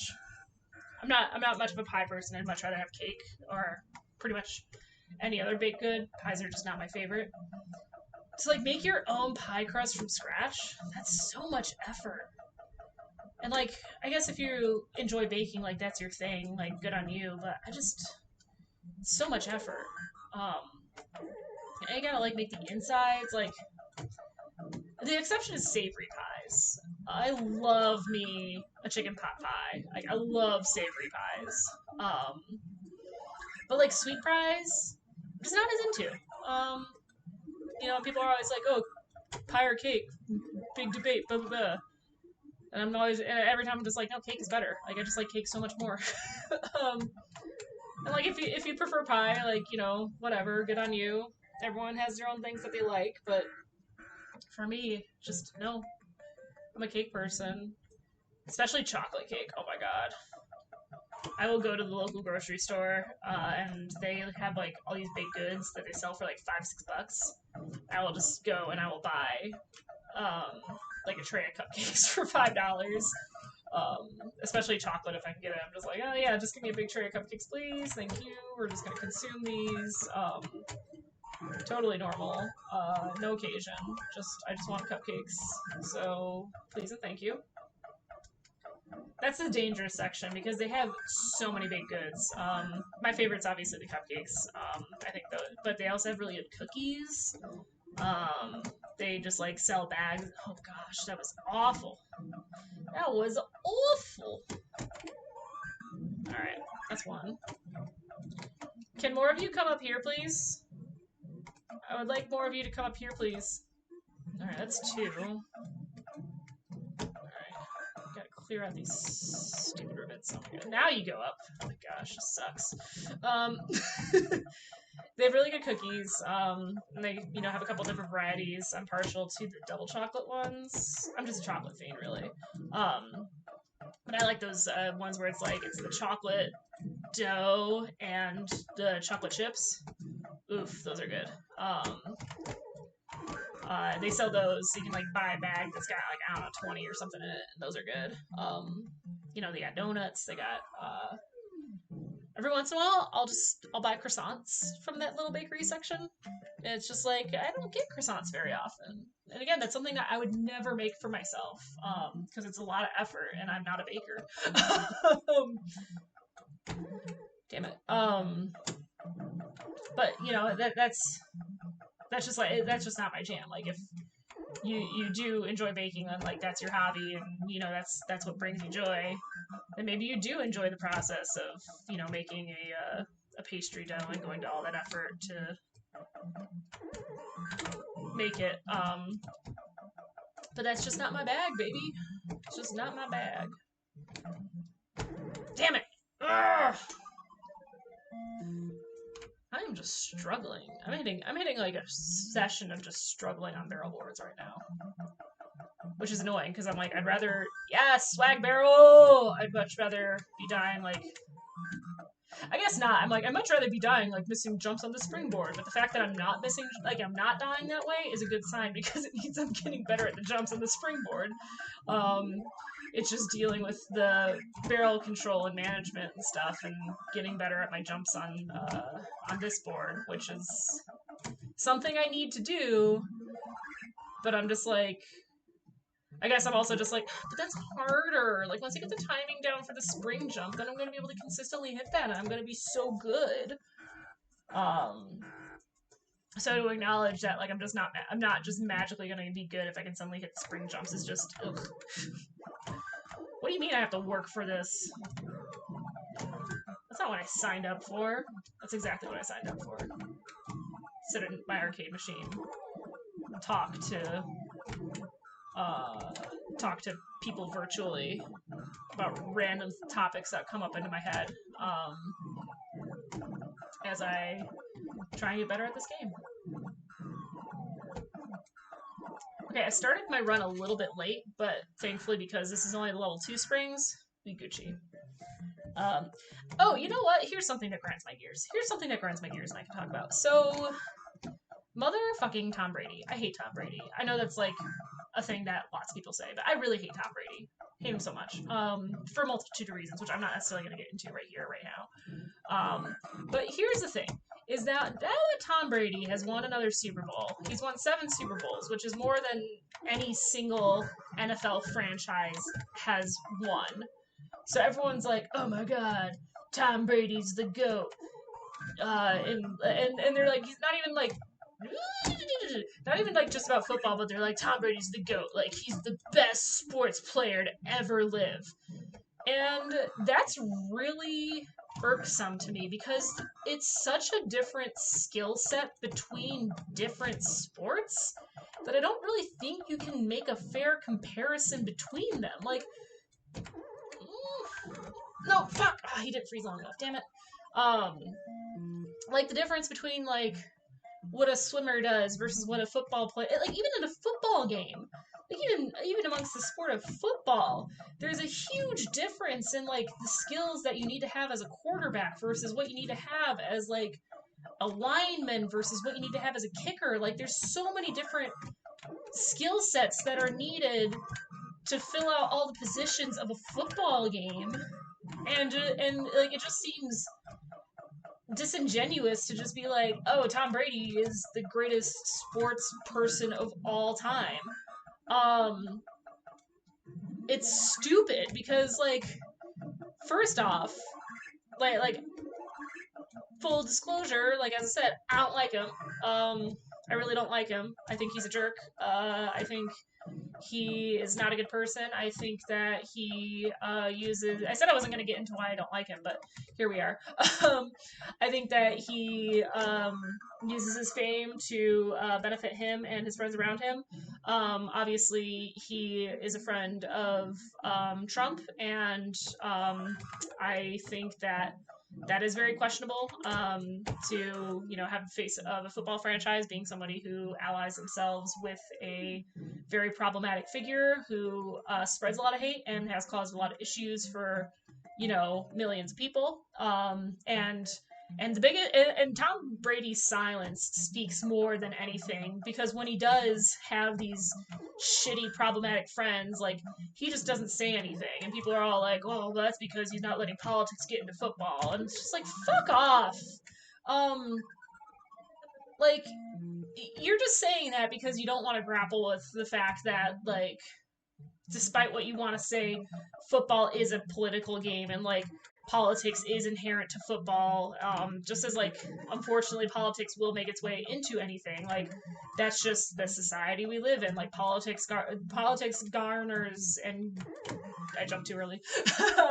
Like, politics is just going to get involved in anything that you do or talk about, like, because we make existing as a person inherently political when it shouldn't have to be. Like, to be a person of color or to be, like, a queer person, inherently your existence is political, just because, you know, shitty people trying to take away your human rights constantly, and, you know, treating you like a lesser citizen because of something that you don't have control over. And it's stupid. Anyway, so Tom Brady. Everyone's like, oh my god, or not everybody, but, like, all these sports people are like, oh my god, Tom Brady, like, he's the best sports person of all time. Like, he's the GOAT of all GOATs. Like, he's got more championships than Jordan, so he's obviously better than Michael Jordan. And, like, the thing that frustrates me is that everyone gives all this fucking credit to Tom Brady, and the fact of the matter is that he play a very important position? Yes, but also, and is he skilled? Yes, I will give him credit. Like, he is a talented player. But the fact of the matter is that he plays a team fucking sport. If he was on a team that didn't have good receivers, like, he would be a mediocre quarterback at best. But the thing is that he's spent his entire career playing on teams that have good receivers and have, like, have good players, like, surrounding him.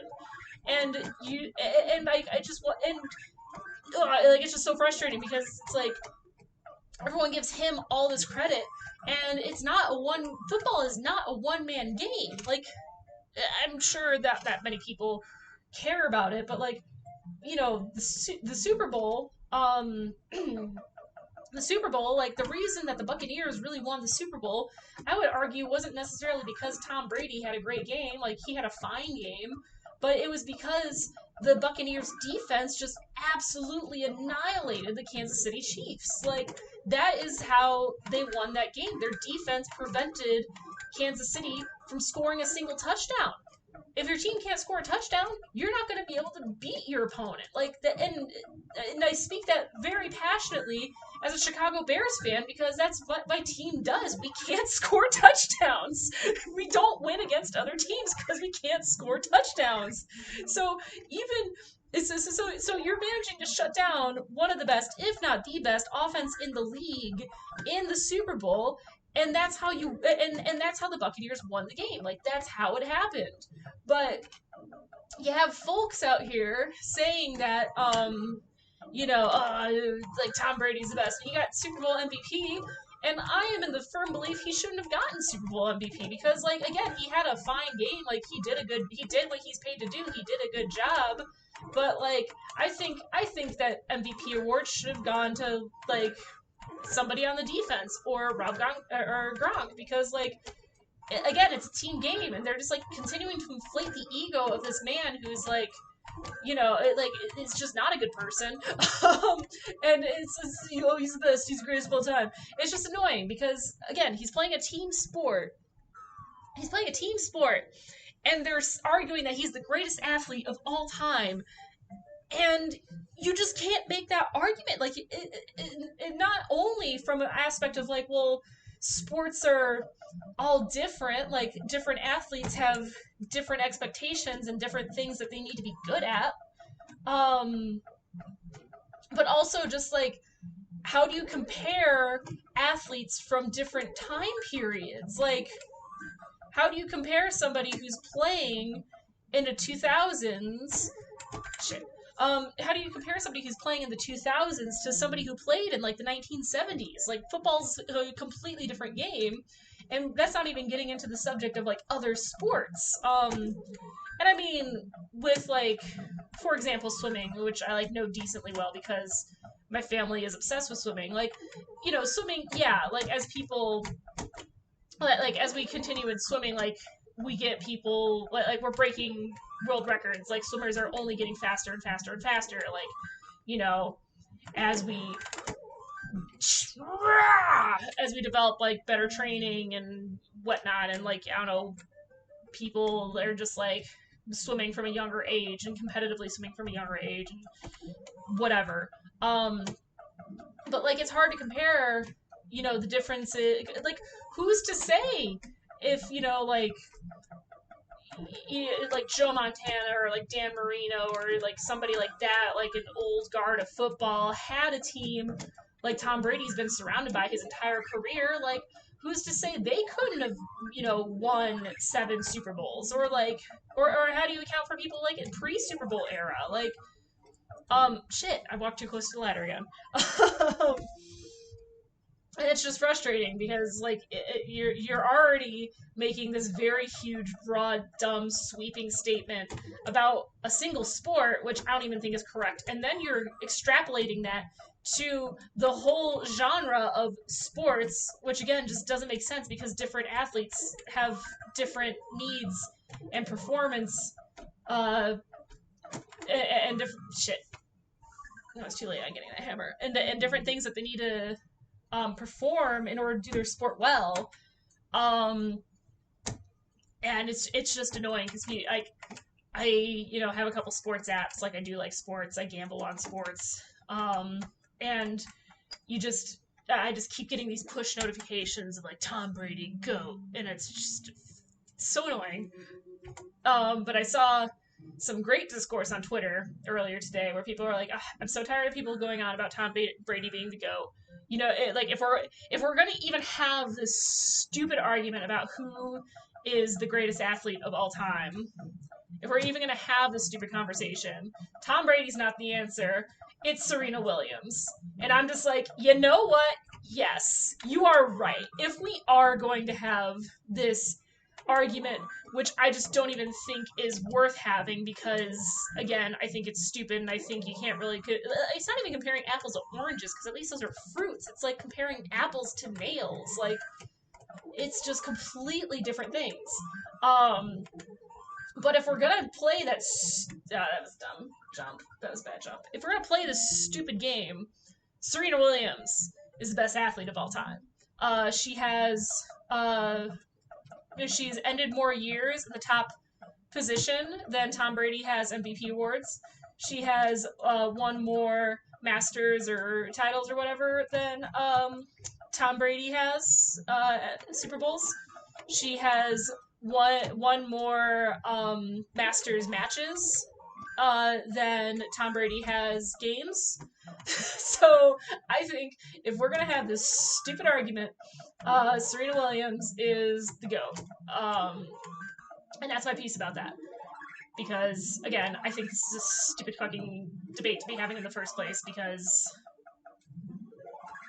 I'm biased. I hate him, but also it's just a stupid conversation to be having. Because you just like can't make that comparison. You just it's like saying like X is the greatest video game of all time. I don't think you can concisely say X is the greatest video game of all time. Like you can't just make a generalization about a whole like not even just a category, but like a whole medium. You're saying like of all the things in this medium, this is the greatest ever. And I just don't think you can necessarily do that. Like I think, especially because, you know, I understand with like sports, you know, you have statistics to back up those statements. Like that's why people are saying, "Oh, Tom Brady's the GOAT. He's got the most championships. Like he's got more than Michael Jordan does, whatever." But like a video game, like that's something that like in a little bit of sports ball is this too, but like a video game is based on opinion. Like, you know, I can't come out and like I don't even know what my personal favorite video game is, like slash like what I would consider the greatest game of all time. Like I just don't think you can make that statement fairly. Which is why it's extra frustrating to me that this is like what the hot topic of the sports world is right now, and I'm just like, y'all realize that football's over, but there's plenty of other sports that are like still happening. Like, shit. It's not a good round. I curse myself by getting angry about Tom Brady. But like, there's plenty of other sports that are happening right now. Like NBA is still in season. NHL is still in season. The Australian Open's going on. Golf is going on. Like, there's all this shit that's like happening still. But like, you know, baseball. I don't care about baseball, but like baseball's starting up soon, and it's just like there's all these other sports out there in the world that like we can care about and pay attention to. That's not Tom Brady. Why do we have to keep paying attention to Tom Brady? And I'm not helping the problem by complaining about him, but it's that's just been something that's been grinding my gears the past couple days. In this post Super Bowl world where I'm like, okay, Super Bowl's over. I can stop getting all those fucking hype articles about how Tom Brady's gonna be so good in the Super Bowl. And then after the fact, it's just like, oh, never mind. I'm just gonna continue to get articles about Tom Brady as push notifications, despite the fact that every time one pops down, I swipe it away because I don't want to read it. Ugh. Annoying. Alright. How high can you get? Not very high in this match, unfortunately. This, nope. Too late on Swag Barrel. Alright. Unless I simply just have like a miraculous, amazing run, which I don't think is going to happen. I'm not going to get very high on this credit. I jinxed myself by getting angry about Tom Brady. And again, there's like more important things to like care about in the world right now. But it's just something that was annoying me, and it's my stream. I'll talk about what I want. I make my own rules. There we go. Jump, and wow, that one went fast. That was a fast wild barrel. Oh, yeah. I think after this credit, I'm gonna take like a quick. Ooh, shit, damn it! Didn't even get the hat. I think after this this credit, I might take a couple minutes to go like fill up my water and just stretch my legs a little bit because as I've mentioned, my stools that I have in my arcade are really cheap $8 stools that I bought at Target. And They're good for like a little bit, but they're not super comfy. They're not terribly comfortable to sit on for extended periods of time. And I've been streaming for almost 2 hours now, so I might just take like a wee little break to get more water, stretch my legs, and I might stand up for a couple of rounds too, just because they're just not comfortable. They just don't really have enough cushion, and I'm like mitigating the issue because I put like I folded up a blanket and draped it over the stool so I have something resembling a cushion, which is very much so needed because they are just the thinnest padding the company could afford to like call it a padded stool. It is not at all comfortable. But it's fine. Again, it's serviceable. It works for me. Eventually, hopefully, I can get something better. Will you come down here, please? Come on. What about you? Come on, come on, come on, come on, come on, come on, come on, come on. Yes. Stay down here. Thank you. Alright, cool. Now I can point press. Alright. Yeah, they're just not comfortable. Eventually I will get better stools. The goal more so was just to like outfit the arcade with stools so they were an option, more than making sure that they were comfy, because I wasn't about to drop like $50 per stool for something that was more comfortable to sit on. Especially knowing that it was mostly just going to be me down here for a while, so.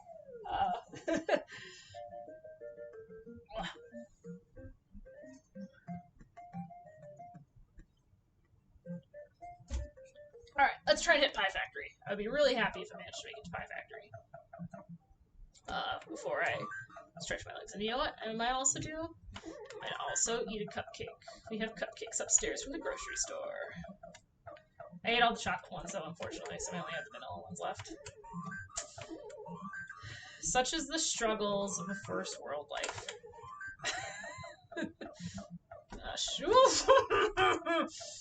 Oh, man, that was close.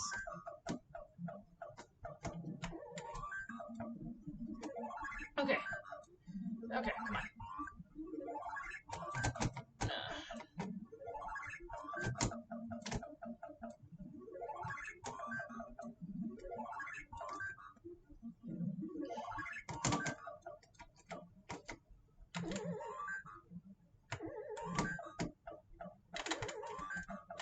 Alright. Nice! Pie Factory! I did it! I made it to the Pie Factory. Feels like it's been so long. Oh my goodness. Alright. So I chill here, wait for these three guys to spawn, and because they will spawn on the side that Jumpman is on. So, oh, fucked up. We're just gonna go down here. So his bottom conveyor belt, it switches directions, and it's timed with Donkey Kong's movement. So when Donkey Kong makes one full pass right then left, oops, go away, that's when the conveyor belt switches direction. In case you were wondering.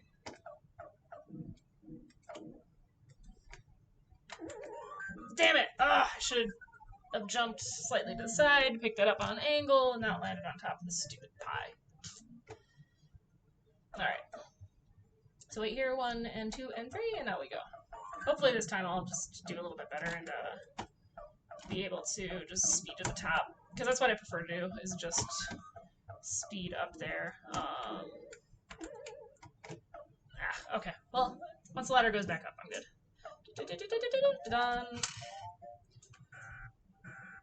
Alright. Oh, yeah.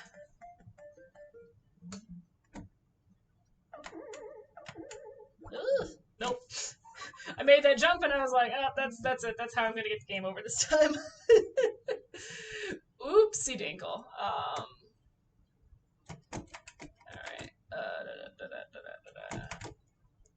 Alright. And All right, I was just shy of 50,000. That was a pretty good run. Still not the best of the night. All right, I'm gonna take a couple minutes to just, as I said, stretch my legs, get some more water because I'm just about out. Maybe eat a cupcake. So I'll be back in a couple minutes. It won't be long. It'll be like 5 minutes max.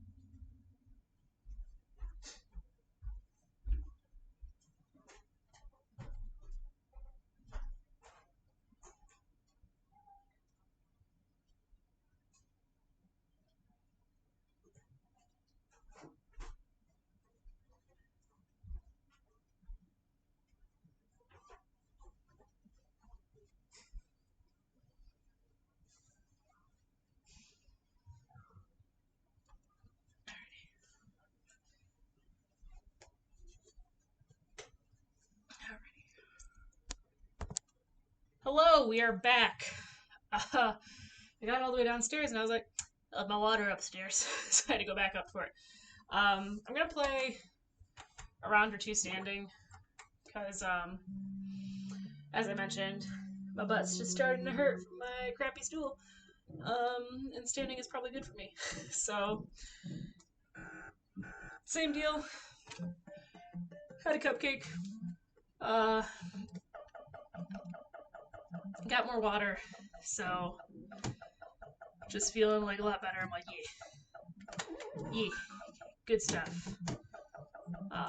Did feel good to walk around a little bit too. Oh my gosh, this is the problem. I'm so used to like at a sitting angle that's playing standing up. I'm like, what? No.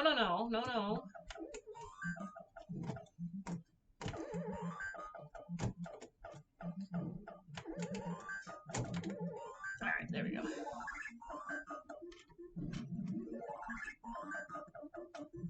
Yeah, it's definitely it's like a little bit different because like standing up, my wrists are at a different angle. Um, my arms are at a different angle than when I'm sitting down. So it's like, huh, this is different. What's this strange sensation? What's going on here? I was like, Danny, this is how most people play the game. I mean, probably not the people who like actually get kill screens because I think like at minimum it takes an hour and a half to get the kill screen. And the people who do like the million plus point runs, apparently those take like over 3 hours to do usually. So I don't imagine they're standing for the full 3 hours. I imagine they have stools in front of their Donkey Kong machines that they are using to be comfortable while they are trying to do that, because that would be a lot to stand there in the same spot for 3 hours, just grinding away at points in Donkey Kong. That would be so much. No, thank you. Oh gosh. Damn it! If I had cleared him and he had not turned around, that would have been a lot better. Oh well. It's still not terrible. Like, I managed to get a decent amount of points, so. And I got past the first. Oh, I was on autopilot. I should not grab that. Oh well, it's fine. We'll just do things a little bit differently this time.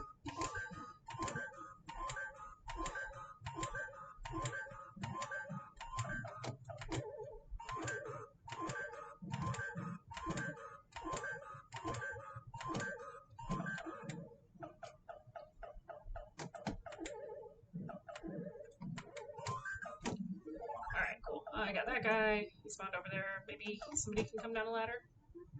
Thank you. And thank you. Are you gonna come down the ladder too? No? Dick. Alright, that's fine. I'm actually gonna clear this bottom one.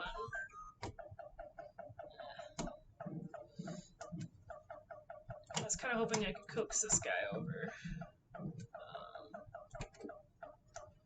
do that. I don't like this position I'm in, but that's okay. We're just gonna go down here. We're gonna finish off the board. And done! Alright. Considering how poorly I played that, the fact that I only lost one life is good.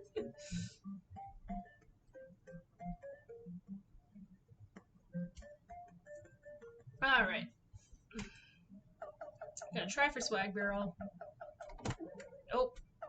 Again, I think I'm a little bit too far forward for that to register because I'm just so nervous about getting. Damn it! I knew I was climbing up that too slow. That went for it anyway. All right, that's okay. We get to try swag barrel again. See, that time I was too far back and I got hit. That's what I'm afraid of.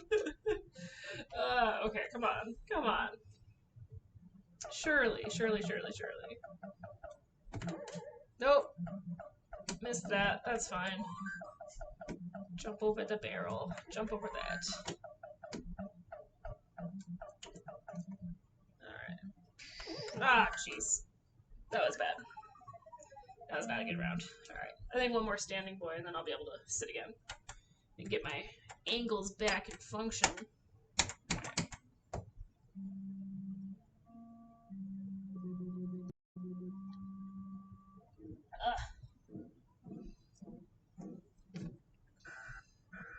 I also just appreciate how much joy this game brings me and how I can just continually play it over and over and over again, even though it's just the same thing over and over and over again. um, like, again, I just think that's good game design. Or maybe I just have an addictive personality. That could just be it. But yeah, it's just nice to just vibe and play this game that I love. Yeah, 800 points, yo.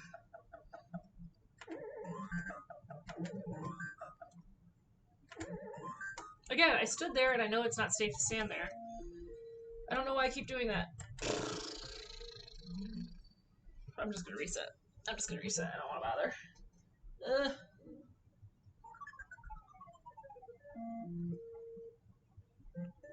See, people who have like fancy machines can just reset it real quick without it just being like, I'm just gonna let the barrel fall onto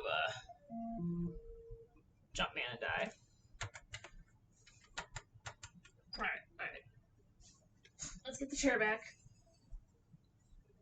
Not even the chair, the stool. Oh, okay. Oops, wrong button.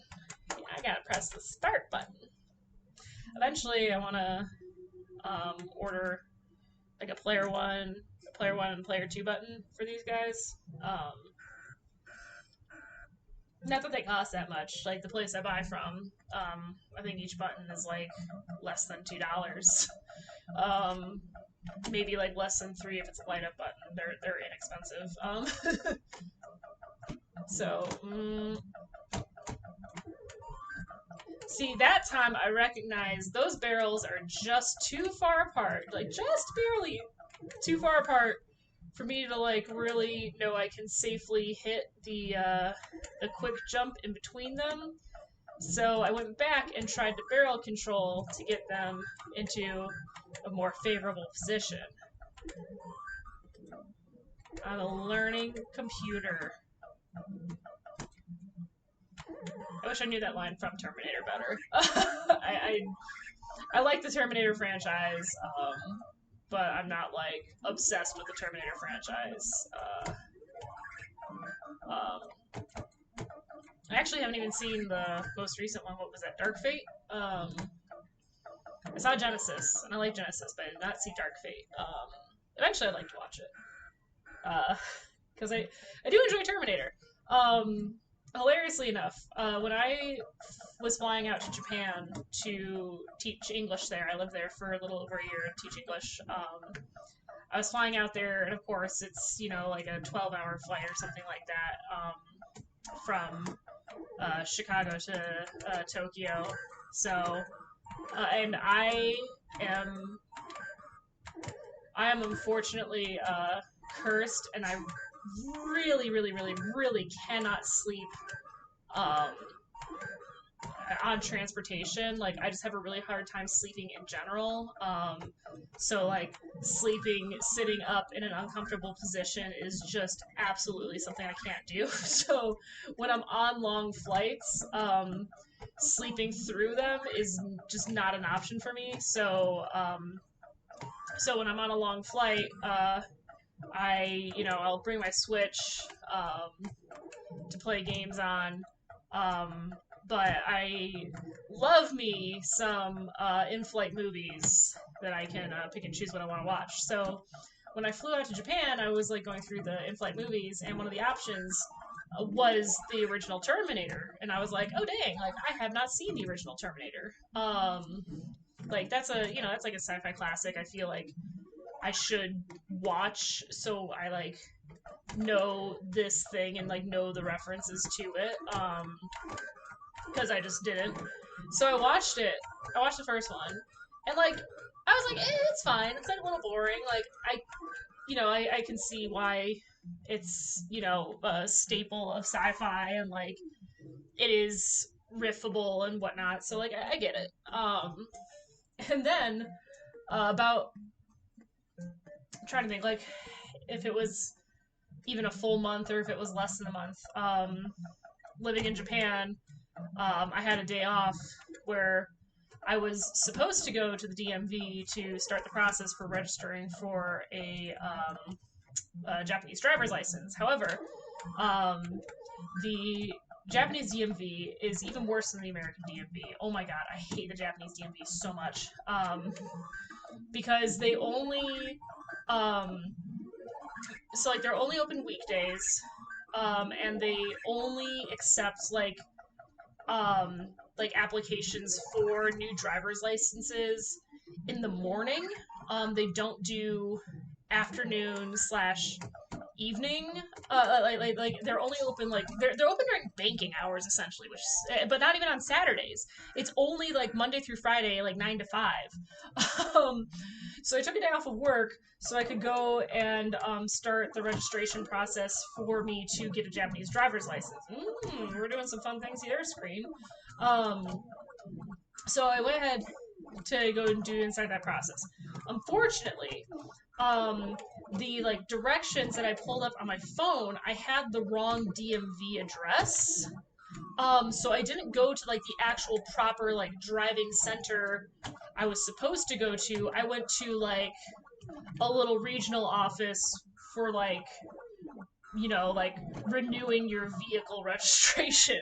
So it's like 10 o'clock on like a random weekday, like a Tuesday or something. It's like 10 o'clock in the morning on like a Tuesday. I already have the day off of work. I'm in Kobe, and I'm just sitting there, and I'm like, well, this sucks. I don't have enough time to get on the trains to make it to the DMV I was supposed to go to.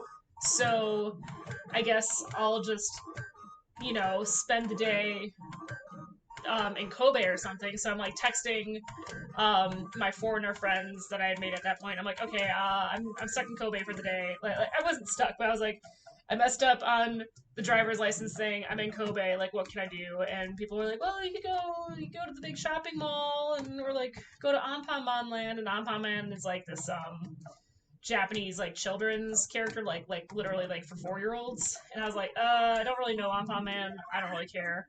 I'm not gonna do that. So, but what I did know, I was like, Universal Studios Japan is in Osaka. How long would it take for me to get to Osaka? Slash, like, how much would it cost for me to go to Universal Studios Japan for today? So like, I went ahead and like looked it up and was like, oh, I could do this. So it was like a little under an hour by train from Kobe to Osaka. So I went to Universal Studios Japan completely on a whim. Hello. Ended up getting an annual pass. Yeah, Midna's here now, and she wants the world to know it. Oh my god. Oh my god. Ugh. Oh, we're gonna be fine. Yeah? Yeah? Yeah? Yeah. This story was before you were in my life. It was when I was in Japan. um yeah, so I go to Universal Studios Japan. And I'm just like, having a great time. I love amusement parks, so I'm just like, cool, I turned this shitty day into a really good day. And I'm just like, I've never been to Universal Studios before, so I'm just like looking at like, okay, what are attractions that I can go on and do that don't have horrendously long lines. And I mean, it's the middle of summer, so like people are it's like during the summer vacation, so the kids were off school, so their families and kids and stuff like there, whatever. Like it was decently crowded. Um, so I was like, okay, like I'm just gonna go and try like a bunch of different attractions because like I've never been to Universal Studios before. So I saw the line for like the Terminator 2 attraction was decently short. So I was like, cool. I liked the Terminator movie that I watched, sure.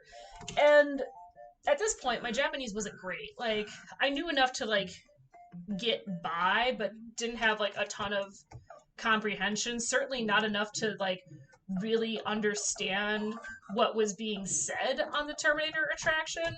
but I understood enough to know that the Terminator was like, shit. God, I should have just gone with the flow of the conveyor belt and gone down. Instead, I was trying to fight it. I don't know why. But like, I understood enough of the enough from the attraction that Arnold Schwarzenegger's Terminator was the good guy, and I was just kind of like, wait, how is he the good guy? He's the bad guy. Like, what the heck? So that actually inspired me to. Are you kidding me? That actually inspired me to go to like the video rental store in my little town in Japan, and I watched all the Terminator movies that were out at the time because originally I was like, oh, I seen the first Terminator, like whatever, I don't need to watch anymore. But after going on the Terminator attraction, I was like, okay, how in the hell is Schwarzenegger a good guy now? Like, I need to know this. So that got me onto the track of watching Terminator 2, and I was like, well, I don't have much else to do because I don't have internet installed in my house yet. So I'm just gonna like watch the Terminator movies, I guess. All right.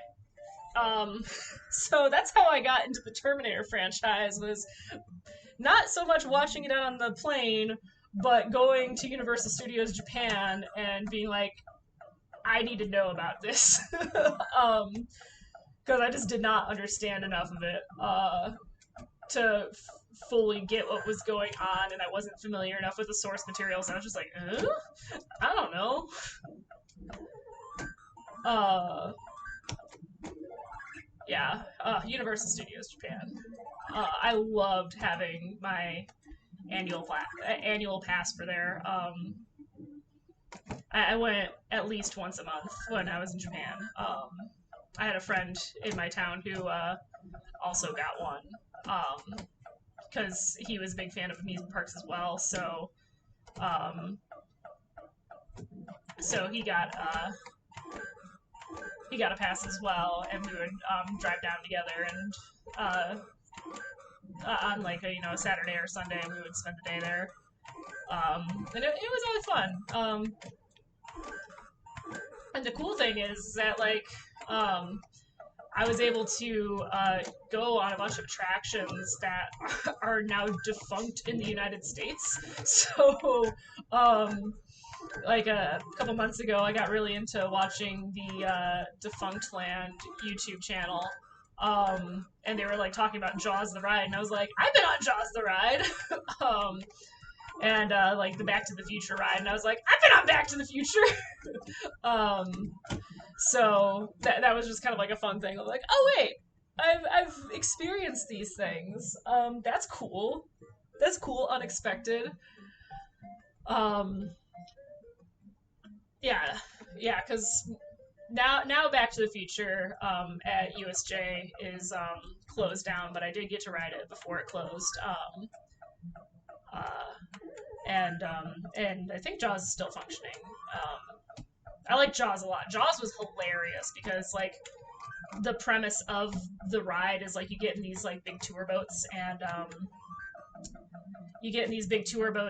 they like take you around. You're like, oh, this is the set of Jaws. Like, this is the town of Amity. Blah blah blah. And they're like, and again, I'm just like I'm doing my best to paraphrase because again, I'm not familiar with like the English versions of the attractions, and I based like how much my Japanese had developed by each time I went to USJ. How much more I understood about the rides where they had these like explanations and stuff. So Jaws is all like, oh, here's where we filmed Jaws and stuff, blah blah blah, and then like the shark attacks the tour boat, and they have like the mechanical shark like just like kind of moving around underneath the boat and whatever, and it's like, oh no. The funny thing is oh shit, jump button stuck, god damn it, oh that was damn it. So the funny thing is that your experience on the Jaws ride, like, the mechanical shark and like the effects were all like timed out to like match up with like where the boats were and whatnot. But your experience was greatly affected by the like staff member who was actually running the boat tour. Shit! Ah, damn it! Fuck! It's fucking fire guy. It's totally fucking me up. So it was totally based on the qual like just your experience was largely based on the random employee that would be the like skipper of your boat.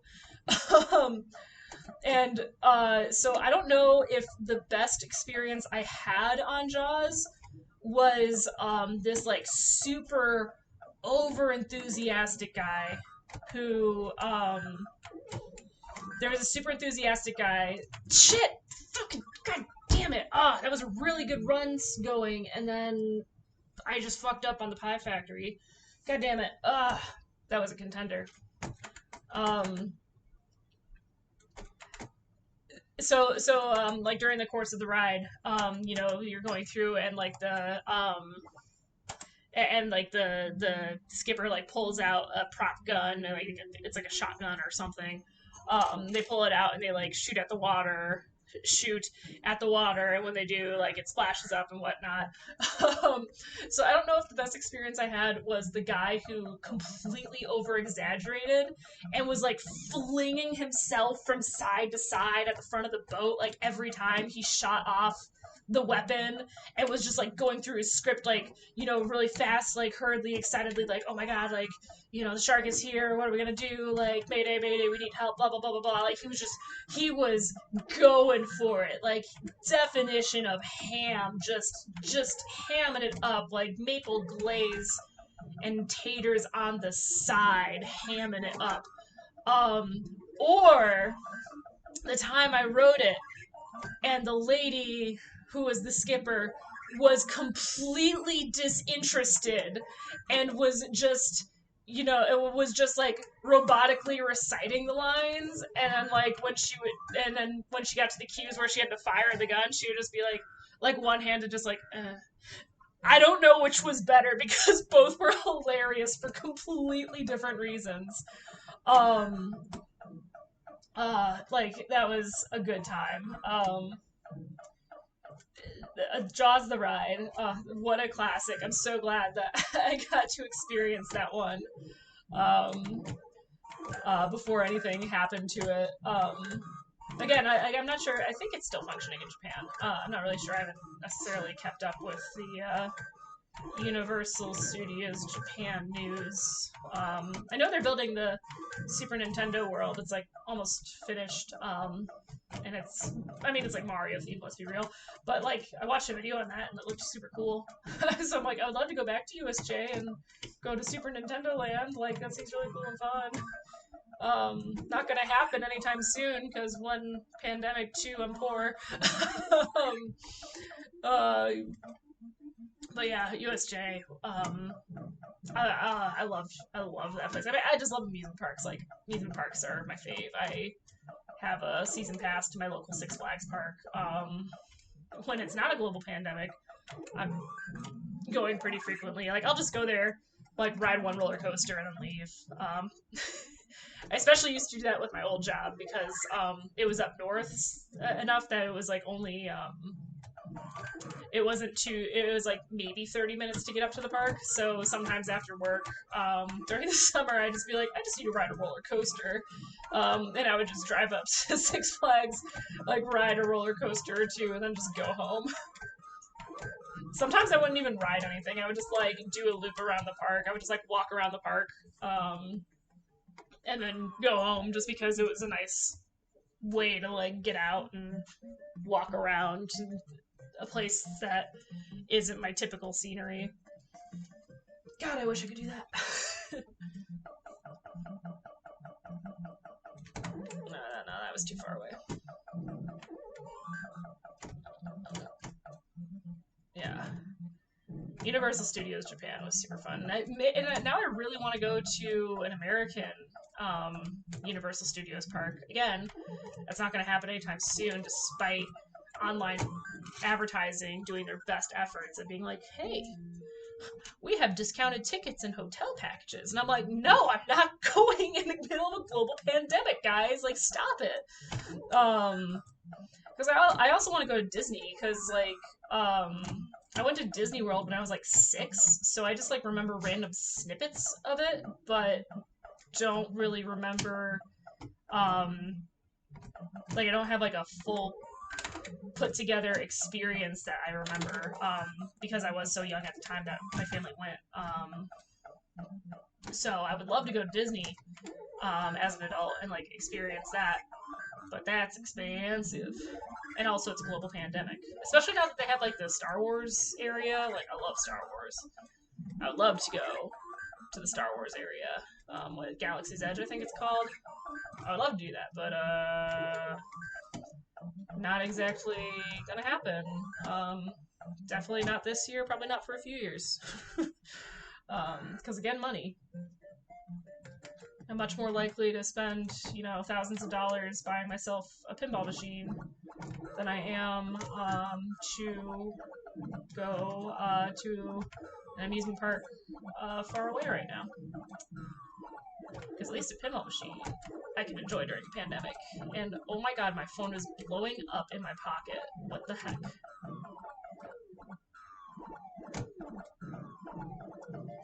Alright, I'm just gonna check this real quick because it's starting to annoy me. One second. My sister is texting me about something. I think dinner. So I will text her back momentarily. And also, my gambling Slack is popping off, so I'm sure people are talking about that's what's hit, what's not. Cause yeah, I'm a gambler. My brother's been trying to get like the rest of the family into gambling for years now, and I'm like, sure, why not? Cost like $150 at it, and I haven't really touched that money. It just sits there as like my gambling fund.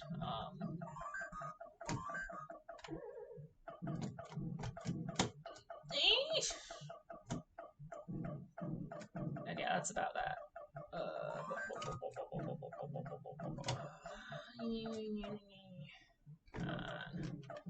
Come on. I don't like this. Do not like this, guys. Come on. Leave me alone. Let me get the hammer. God. Alright. This is annoying. Nope. Oh, okay. I got the hammer now. And now that I have the hammer, they're gonna avoid the stage, that part of the stage I'm on. Alright, come on. Alright, I got it now. And boop. Do. What? I stream going back to my channel. I don't want to cook. Okay. It's just guys, I need pizza kitchen. What do you want? Just want me to order some pasta. I'd be fine with some pasta. What was that really good tortellini thing? Yeah, I was looking at a tortellini thing. Is it the one with bacon and peas? Yeah. Yeah, I want to get that. Yeah. Like penne arrabbiata. Yeah, that penne was good too. And then a third thing, like a salad. Yeah. And then there's leftovers. True, we don't have very many. We don't have very many leftovers right now. Yeah. So yeah, I'm just gonna do that. Okay, cool. That sounds good to me. Okay. How late are they open? 10. Nice. And I think they do delivery until 10. But their website's also working right now, so I'm gonna call, and if they say no, I don't know. If they say no, then pizza rolls. Yeah.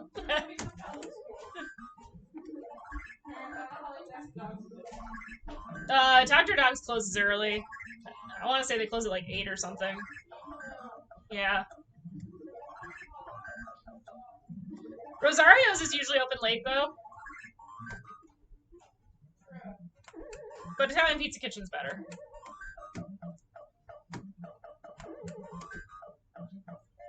Nice.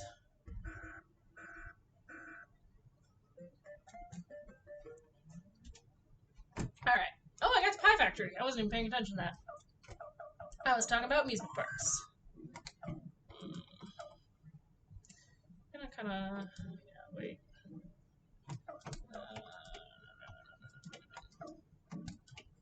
It's a lot of pies.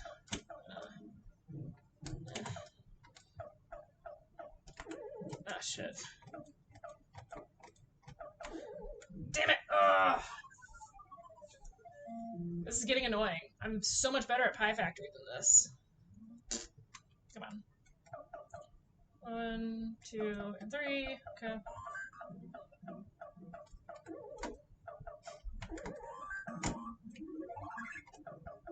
That hammer wasn't really worth it per se, but I was just getting annoyed. So I grabbed it. Oh, God, come on. Alright, we'll just do that. Alright.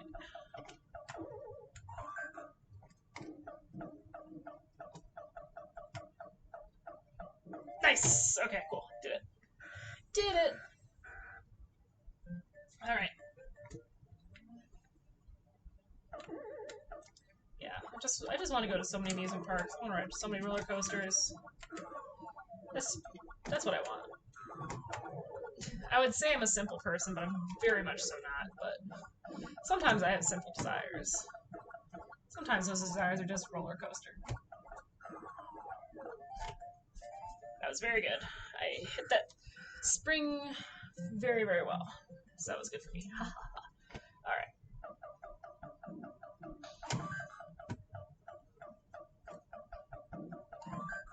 Alright, let's see what we can do about this stage. Oh, okay.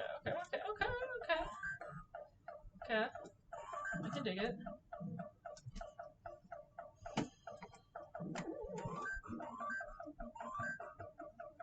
Alright, should be able to get at least 2 fireboxes. 3rd. Nice. Cool. Ooh, 4. I like that. Okay, that's very helpful. Because now 4 of those guys are stuck on that side. And if I can coax this guy down here. Damn it, come on. Sweet. I'm just gonna bolt over to this side. Yes! Beautiful. Done. Now I can point press a bit up here, safe and sound. Oh, that's beautiful. That was just about as well as I could have made that board go. That's really good.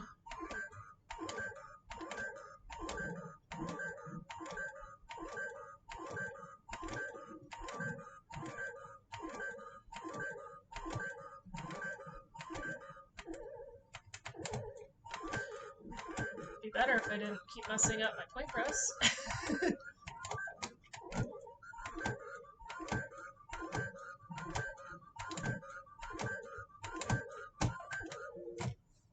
Nice. That was very, very good.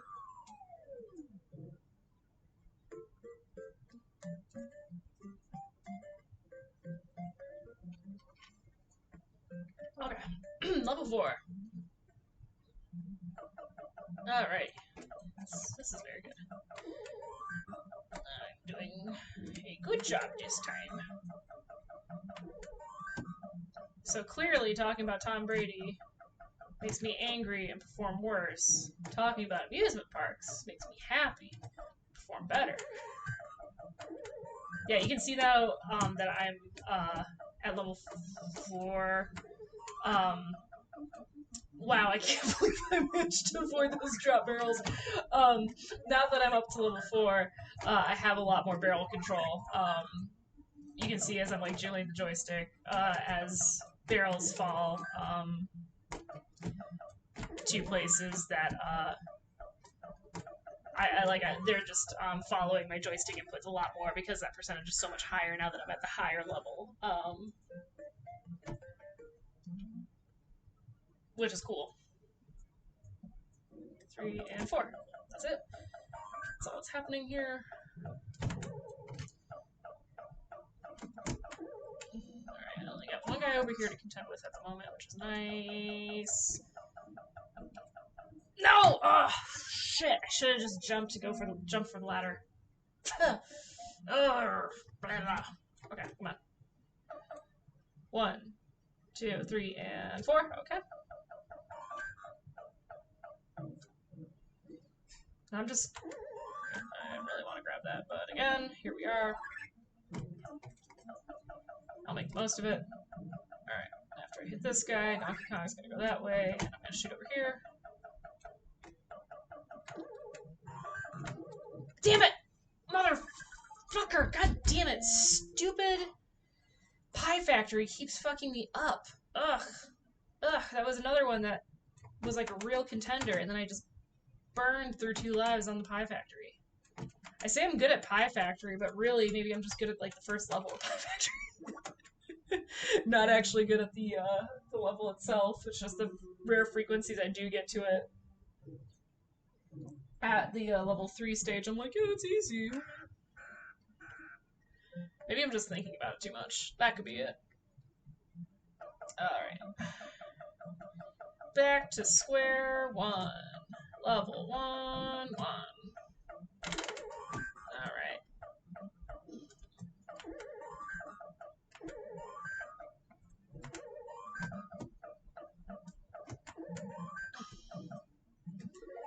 Okay, I got my hammer. Ooh.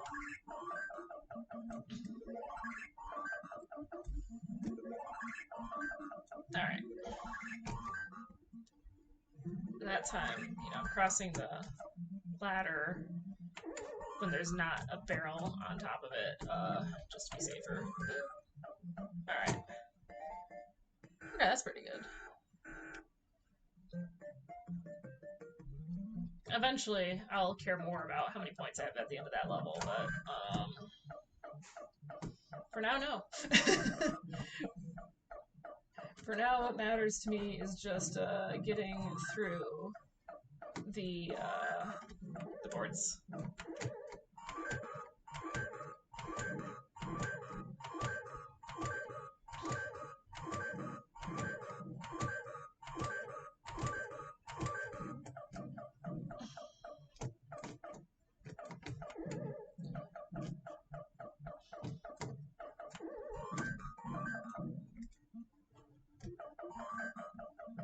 Alright, we're just gonna get these 2 guys. Because 2 more over there put me at a total of 3 trapped over there, which will be helpful. Alright. That guy's surviving over here. If I could, no guys, I want you to come up here, please. Come up here, please. Thank you. Alright, I'm just gonna be able to smash these 2 guys down, and they're gonna spawn on the left, and I'll be able to point press a little bit. Nice. Nice, nice, nice, nice, nice. Unless that guy at the bottom is a dick. But he'll probably... I don't think he can get up to the top here before the bonus runs out, so... so I can just point press in peace. Which is nice.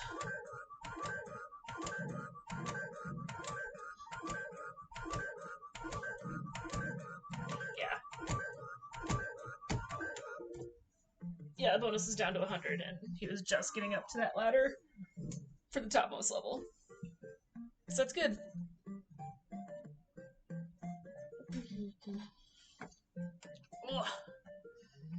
Alrighty. No. Ooh, I hit that. I was like, no, that didn't feel good. But it was good. Just goes to show you. I don't know what goes to show you. I'm just spouting off random things at this point. What I should really do is I should be like, I'm preparing a talking point. And I'm going to give you this 5-point presentation while I sit here and play Donkey Kong.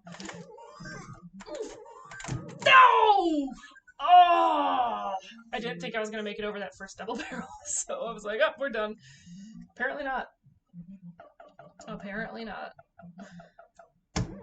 Nope.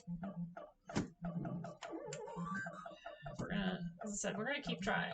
Eventually I'm gonna be able to consistently get swag barrel.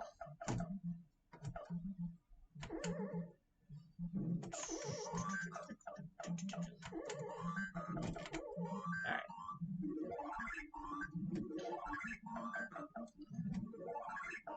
There we go.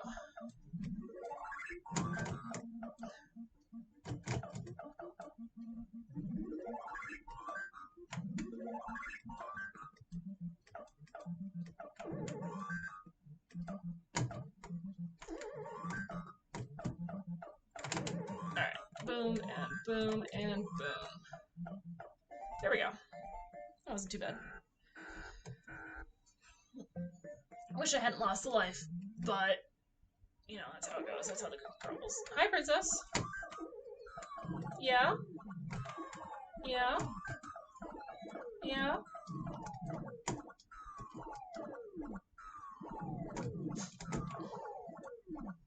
I am happy to report that when I listened to the stream back, the first one I did and Midna came in and started meowing, I could hear her, and that made me very happy. Yeah?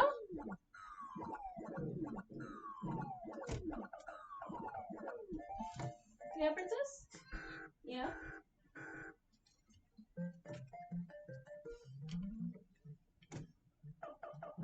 Alrighty. Yeah, at this point, oh. Yes? What is it? What is it, Midna? Yeah?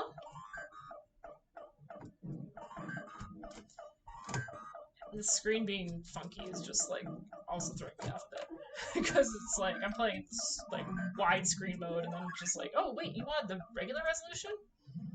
Yes, please. I'd prefer to play this in the regular resolution. That'd be nice to play it as it's intended / I'm used to.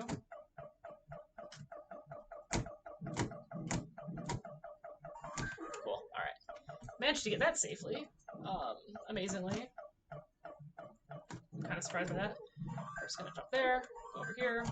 1, and come back down, please. Sir, come back down.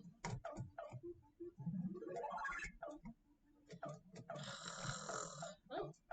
Alright, I'll just point press it, and then when he starts getting too close, I'll just do that at the level. Yeah, Princess?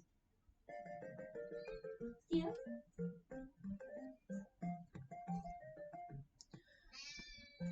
Yeah? Yeah? Yes, Princess? Uh-huh.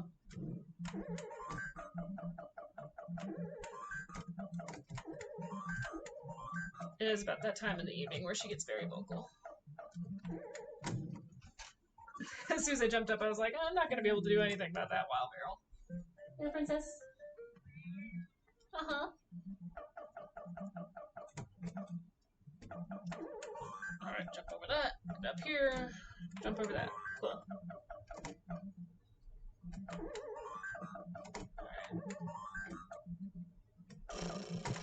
Alright. Nice. Okay, up here.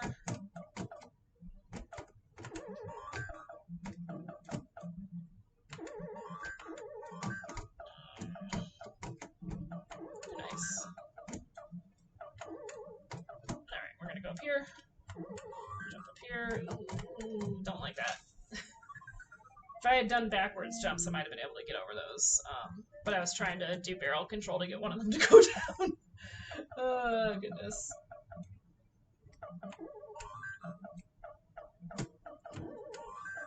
Oh, man, this game is hard.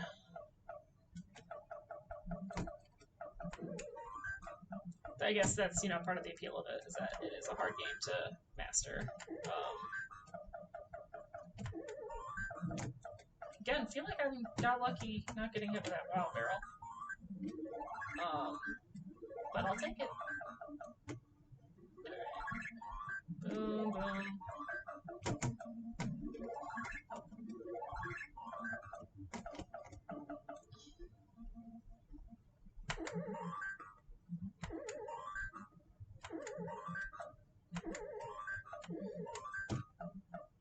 Cool. Beans. Alright, Pie Factory. Redemption! Redemption time! Redemption time, princess! Yeah. Uh-huh. Alright, that's 3. We're on level 3, so I'm only gonna see 3. I'm gonna jump. I'm gonna get up here. We're gonna run over here, jump over here, grab the umbrella, get up here. I'm gonna jump. Nope. That's not the jump I wanted to do, motherfucker! I want to jump to the right and climb up the ladder. Fuck. God damn it. Get damn it. Oops, no, I don't want A. I will say though, like I had a couple of 70K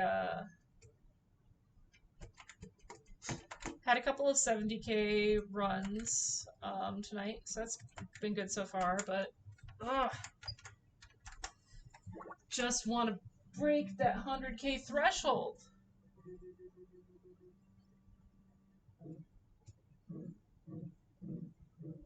Yeah, princess. Ugh. All right. Yeah, it's like in the past few days alone, I've put like 6 hours into this game and I still can't break 100K. Which just speaks to the difficulty and depth of it. Which again is cool and is part of what I do find appealing about it, but it's also like, ugh, come on. I'm putting so much time in, can't you reward me? No, no, no. You gotta earn that 100K. There we go. Alright, nice. I'll hit this. Nice, I got the barrel down. This is something else I should just try and do to, like, practice the, barrel control, is getting standing there with the hammer, and then, trying to barrel control, like, by jamming left, so the barrel falls down this broken ladder, and, getting that 300 points for each one I managed to do that with. I should work on practicing that as I play. Because really the difference between standing there and standing up by that, top ladder isn't that much for me. Guys, okay. Alright, that's fine. Alright. And up here, get that, grab that. We'll just do a little bit of quick pressing real quick.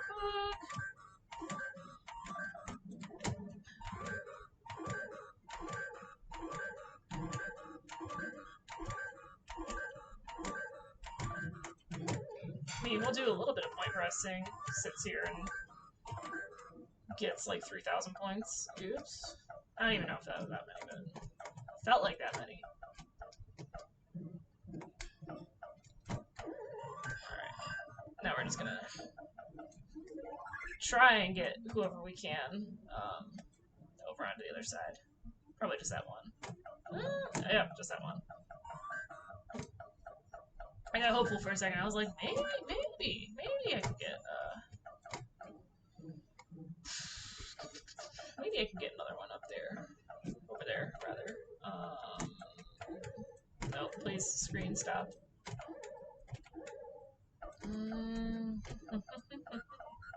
Oh shit, we're out of time.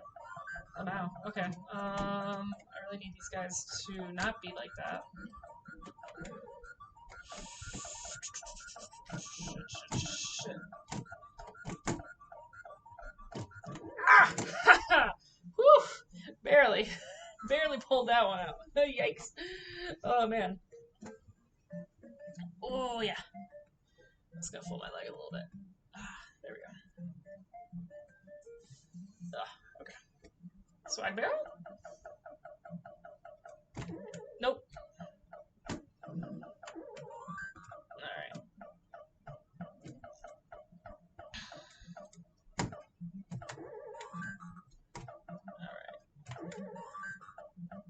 Now I'm just like starting to get into focus mode. I'm just like, let's do it.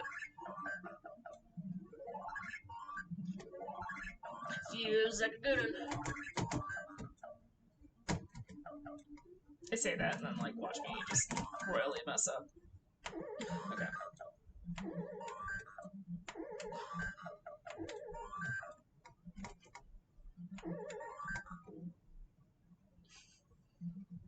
We're just gonna vibe here for a bit. Okay, cool. Boom, and jump, and up we go. Alright. 75-meter time.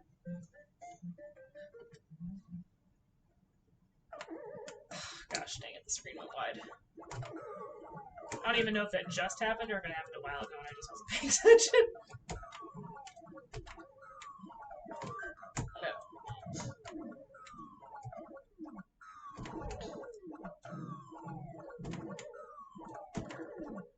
Ooh, I thought I jumped too early on that one. Cool. You'll love to see it.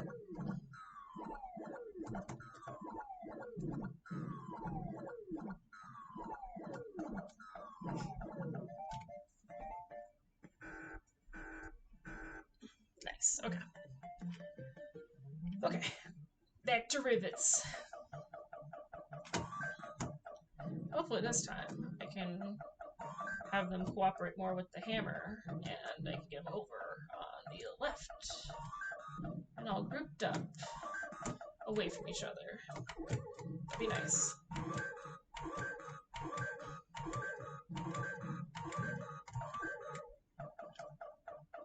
I also know if you like are going to be jumping over that rivet, you can like wait a little bit to kind of coax them. Damn it! Oh! I went for the wall jump on the hammer. I should have just done a straight up jump for the hammer. So I could have gotten that turnaround quicker. Oh well. Oh well. Let's just get back at it. See what we can do. Boom and boom.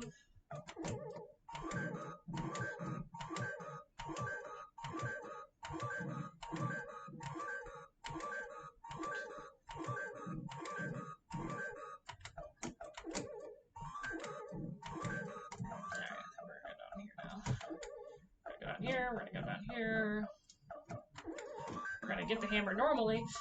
We're not gonna try for the stupid show-offy move. Alright, so that's 2 over on the left side. Oh shit, that ran out. Alright, so that's 2 on the left side. Not horrible. Not amazing, but it's better than nothing. Considering we've certainly had rounds where I've got nothing. Come on. There we go. Okay. 1. And then this guy's gonna come over 2. Cool. Are you gonna come down? Are you gonna cooperate and come down? Nope. Alright. Might as well just send it. Okay. Maybe I'll be able to get another few points. Alright. I got a little bit there. Again, every little bit counts, so I'll take what I can get.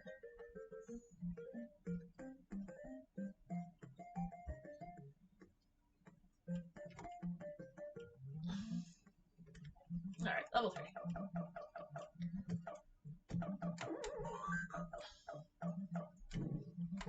And I wonder how many amusement parks are just gonna get shut down after this whole thing. Because, I mean, like, even the big franchises are certainly hurting. Like, I know Six Flags has struggled for a while, and they've certainly downsized the number of parks they've had in recent years, so I'm very curious to see which of their parks end up surviving the pandemic and which get shut down. Because I mean, like Disney and Universal will probably be fine because they have, you know,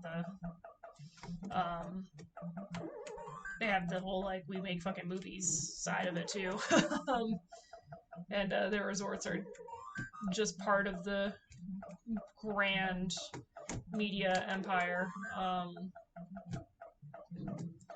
that they're part of.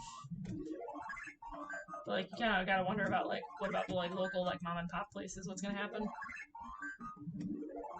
Like, you know, same thing that's happening at, mom and pop restaurants, I guess. Like, some are making it, some, unfortunately, are not. And I hate it. But alas, I am just a single poor millennial. There is, only so much I can do as an individual consumer who is concerned about safety. Right around level 3.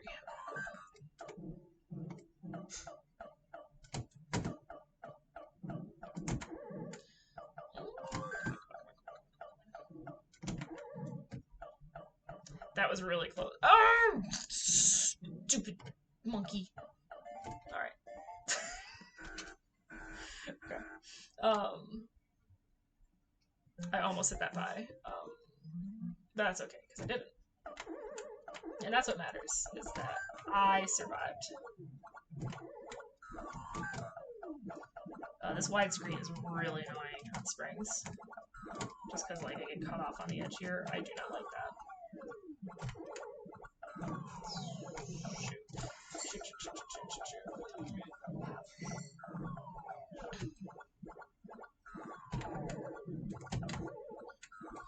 Alright.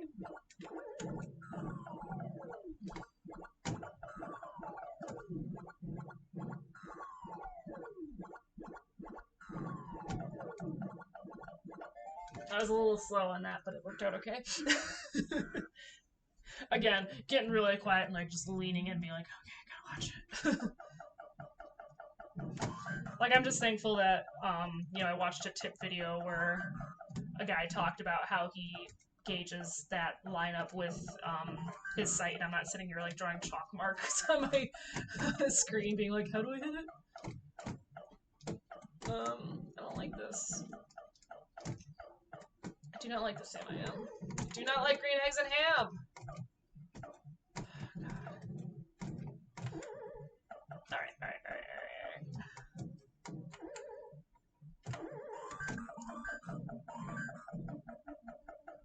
Alright, 1, 2.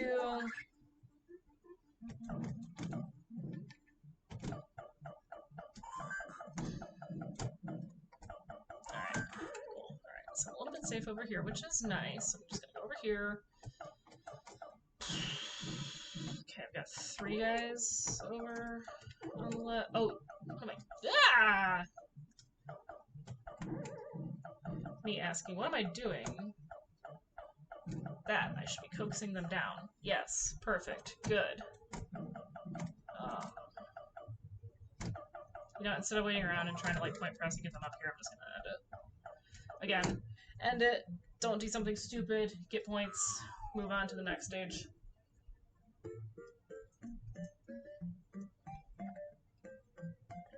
Drink water. Stay hydrated. Drink Ovaltine.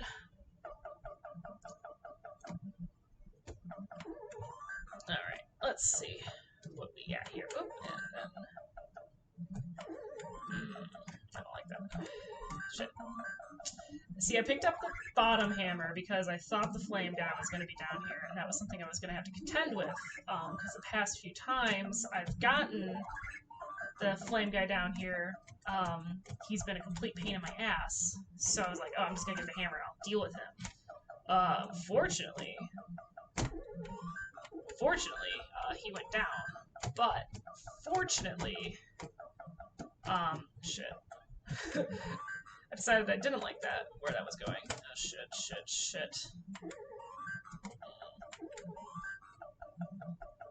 Shit. Fuck. God damn it. I really gotta get better at barrel control. And it's hard, because on like the earlier levels, you can't really practice it that much, because, the percentage of you actually moving the barrel is so low.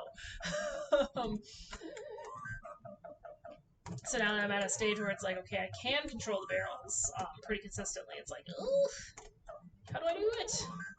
How do I get these things out of my way? And then there's just the wild barrel that can't account for. Ugh. That was, again, that was a promising run. 60,000. That's nothing to sneeze at.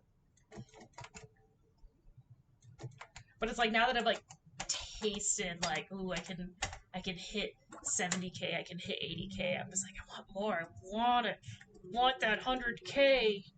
Gosh, diggity dang it. I want it. Watch me totally hit it, like, not on a stream. I'll just be, you know, casually playing. Like doing laundry or something. Like, watch me casually, hit the, oh my god. See, like, he's just annoying. Go away. Go away, motherfucker! Alright, we're just gonna reset this. I'm just gonna let Jumpman die, because that was annoying.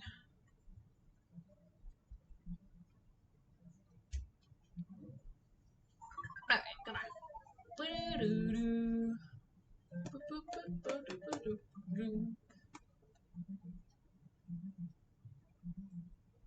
It's also annoying because, like, on the run that I got to, I got over 80K. I got to the point where within a level you're cycling through multiple barrel boards. So that's all. That's like another way I'm kind of self measuring my progress is, oh, am I getting to the pie factory? Am I getting to the point where I'm in a single level, I'm seeing multiple barrel boards, and not seeing multiple barrel boards is annoying me because I know I can get there now. I know it. It's just a matter of doing it. Also, I just need to be better about strategizing. So I keep doing these downhill jumps. I should be uphill from the ladder. That way, if a barrel falls down that ladder, I don't have to worry about jumping over it quickly. I can just kind of damn it. I can just kind of do my own thing and not worry about it.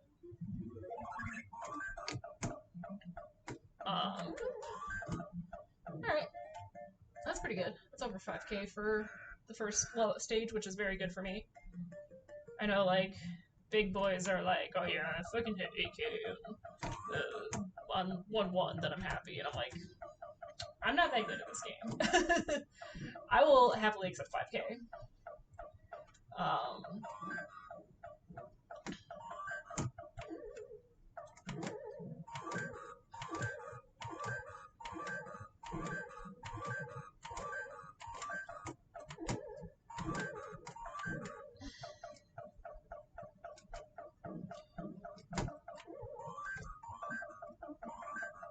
Oh, goodness, I'm only gonna be able to hit one of these guys. Ugh. Come down. For a second, I thought I was just gonna eat it there. Oops. Okay. Well, that puts two of them over there. And then the third one might come up the middle. Damn it! Ah! Annoying!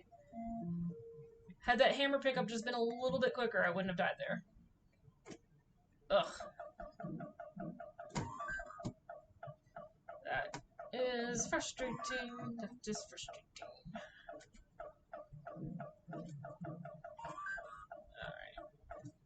Alright. I need to call my pharmacy. I keep forgetting to. They need to refill my prescription on my sleep meds, and they just keep not doing it, and I'm not getting any explanation as to why. Because my doctor prescribed more, so I don't know what's preventing them from getting me the meds I need in order to be able to sleep. Gosh. Come on, dude. You're just being annoying now. Just abandon this for a second. Go over here, grab this. Go back over here. Go up here.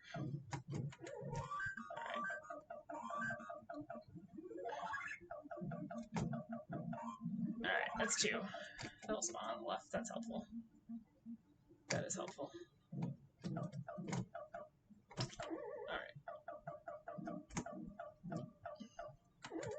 Alright, come on. 1 and 2. Nice. Nice, nice, nice. That's better. Okay, cool. All three. Except that guy who was on the bottom and crawled all the way over. Annoying and rude. How dare you do that when there's less time than is possible for you to make it to the top of the board. So I can just point press anyway and not worry about it. How dare you?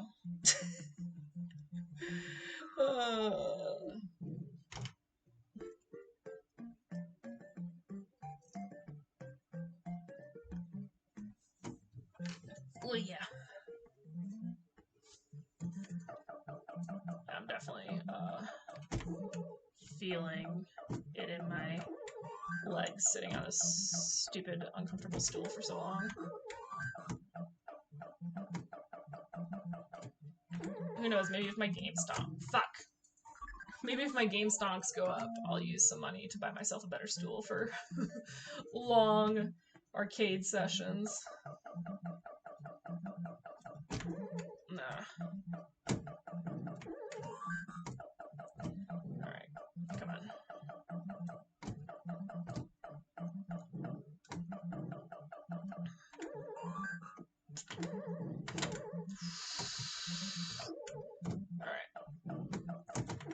getting points for all those cool jumps that I made would have been nice, but I'll take the survival.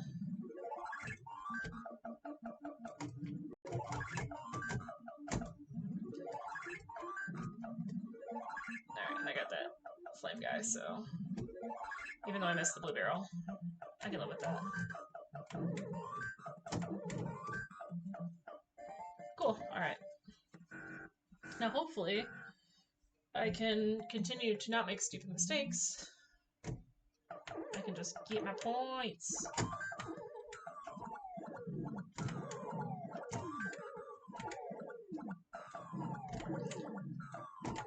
don't think I made that. No. I jumped too early. And that's what we call a stupid mistake. Oh my goodness.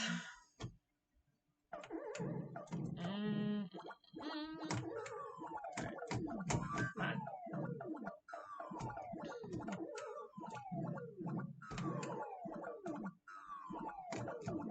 Yeah, this guy's being annoying. Come on. Come on. Come on. Ugh, fine. Now that I jump, he goes, oh, okay. Yeah. I hesitated too much there. That's fine. That was not going well. Fresh start, fresh start, fresh start. Okay.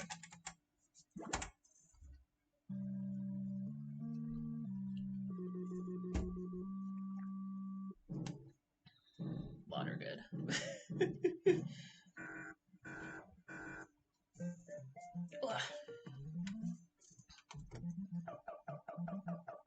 Yeah.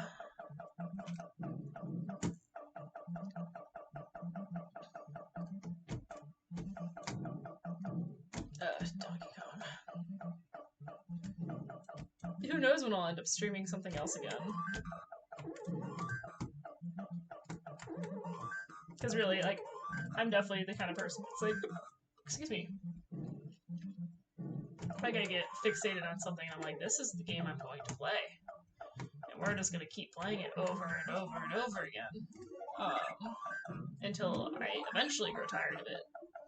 Weeks from now, or hundreds of hours from now. And then I'll play something else. Like for Christmas, I got this like Jurassic Park simulator game where it's like Zoo Tycoon, so you build your own Jurassic Park, and I like literally was playing it every day for hours on end. Like there was one night where I stayed up until like 3:30 in the morning because I was pissed off. My park was like going super well. And I was like, yeah, I'm gonna like finish this challenge mode up. This challenge mode level up. It's gonna be great. And then I got my compies got avian flu, and it spread through the park. So like all of my dinosaurs got fucking bird pox. And it was just annoying because then I had to spend a shit ton of time just recovering from that, because like I had a bunch of dinosaurs die. I had a bunch of them that were just like displeased and broke out of their enclosures. It just really fucked me over, and like set back my game by like 3 or 4 hours easily. And I was so mad about it. And I was like, I'm gonna fix this, and then I'll go to bed. And I was up till like 3:30 in the morning. Like the next day, it was a weekend, so that's the only reason I did it. I think it was a Friday or something. My sister was like, yeah. I was like, oh, I was up way too late last night. She's like, yeah, I got up at 3:30 and I thought I still heard you. And I was like, yeah, I was still awake. I was in fact still awake playing my Jurassic Park game. Oops. And then I've been like on and off playing Skyrim for the past like 2 months or so. And have been enjoying that greatly because I never really played a ton of Skyrim. When it came out, I didn't really have anything that could play it. So I eventually did get it on my computer, but the computer that I had like definitely could not run it very well. You know, your classic like I'm running this with minimal graphics, like graphics turned way down, and like I had like a little USB fan stand that I had my computer like plugged into and sitting on top of constantly when I would try and play Skyrim. And even so, like game would still freeze up. Um, and when it came out on Switch, I got it on Switch and sunk some decent time into it. So I picked it up again. Because yeah, I like made a few different like I picked it up on Switch like when I initially got it for Switch like for Christmas a couple years ago, and then I hit that point where I was like, man, maybe I'll play Skyrim again. Um, so I made like a new character because I was like, I don't know where I am. Like I'm just gonna make a new character, start from scratch.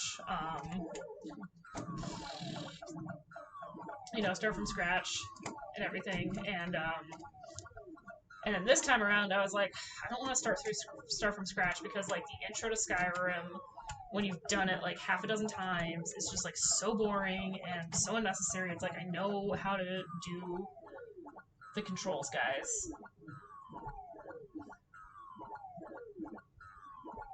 Like I'm sure that's a mod out there somewhere, like where you can just do character creator and then just like skip to like post tutorial. Like I'm just at Whiterun already. Thank you. I wouldn't really know. I don't play with mods, so I wouldn't really know. But like, I'm sure something like that has to exist because it's just so annoying to play Skyrim from the beginning and deal with that. Just ugh. So yeah, I just like picked up an old save file that I had. I was like in like the late teens or early 20s or something in terms of level, and I was like, all right, I'm just gonna. I don't remember what I was doing, and I was thankfully like super smart and I'd ended the file, like I just entered a dungeon, so I was like, perfect, I can just do this. Um, and it was like a dungeon where you have a follower. Like the follower like meets you outside the dungeon. They're like, I need you to help me with my family's remains or some bullshit. As you do in Skyrim, and like it started off, so I'm like, okay, cool. Like I have somebody to help me kill things while like remember how the fuck I do this and like what am I trying to do with this character and everything. Like, shit. I got real scared for a second because I like heard something. Like I heard like a little plastic crack. I was like, what was that? And I'm like, oh, it's this little 8-bit Mario figure I have up there that just fell over when I jiggled the machine real violently. Oh, that's fine. Okay. All right. As soon as this hammer finishes, I'll just go up there and kill the rivet. There we go. Perfect. All right, now it's safe to do so. Cool, cool, cool, cool, cool.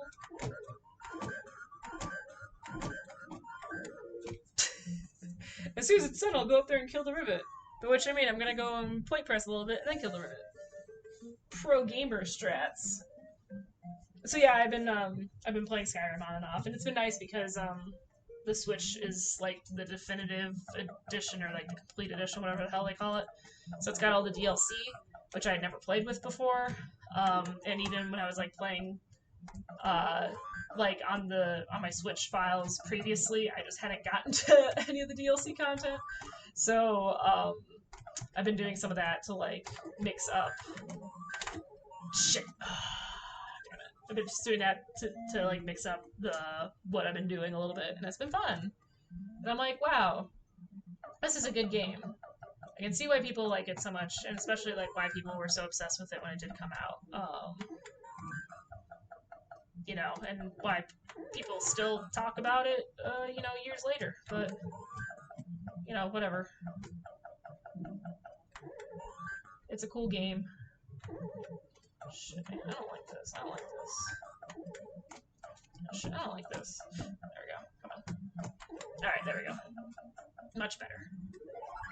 Much better.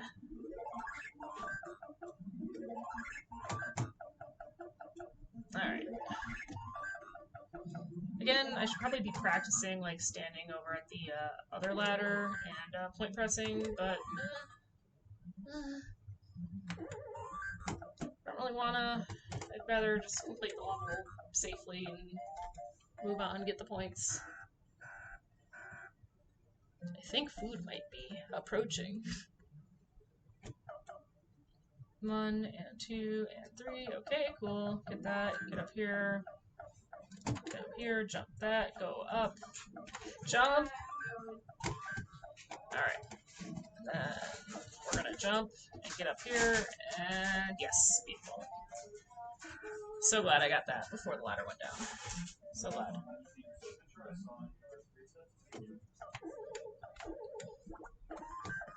Gosh. I did not think I was gonna make that jump. Ah. Okay, cool. Alright. Ooh, it just got cold all of a sudden as my sister is getting the stuff from the delivery guy. Which is probably a sign that I should, you know, end the stream maybe after this run and go eat something, because I haven't eaten since lunch. Alright, I need the screen to stop wiggling. Because it makes it harder to read the springs when the screen just like... Cool, I'll be up after this run.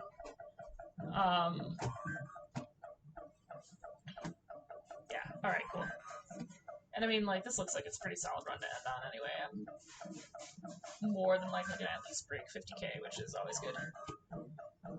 Again, like, considering that's, like, above what my old high score used to be, like, a couple days ago, I'm very happy if I can, break that threshold.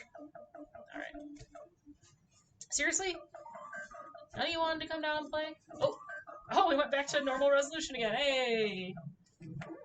This is probably just because the machine's been on so long, that it's, like, kind of jumping back and forth. Oops. It's been on a while. It's an old boy. Oh. Alright, come on. Alright. 1 and 2, and if you could come down, sir. I know you're frozen up there, but if you could come down... Oh, son of a bitch. Alright, we're just gonna end it there. By which I mean the board, not the stream. This is a good run. I'm gonna finish up on a good run.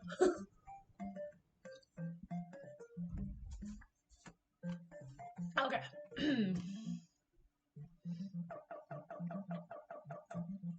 Alright. Yeah, I'm definitely hungry now. I'm like thinking about food. I'm just like, oof. I could really go for some pasta. Alright. Again, normally I was paying attention to the wild barrel instead of the barrel going down that ladder. Alright, come on. I can get past the stage. I can hit Pie Factory again. I know I can. I can get redemption for the last time I got to the... Oh, Jesus! Fuck! These wild barrels are throwing me off. I thought that one was... Ugh, God. I'm gonna be mad if I just burn through 3 lives on a stupid barrel board again. Alright. Alright, come on. This guy's coming up again. I hate to do this, but just getting rid of this guy would make my life a lot easier. Alright. Alright.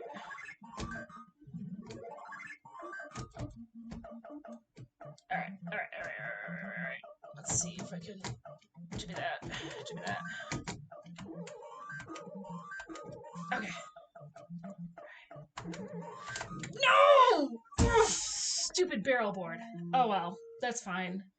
I almost hit 60k. A couple of wild barrel bullshits got me. It's the bottom of my high score board for now, so it is what it is.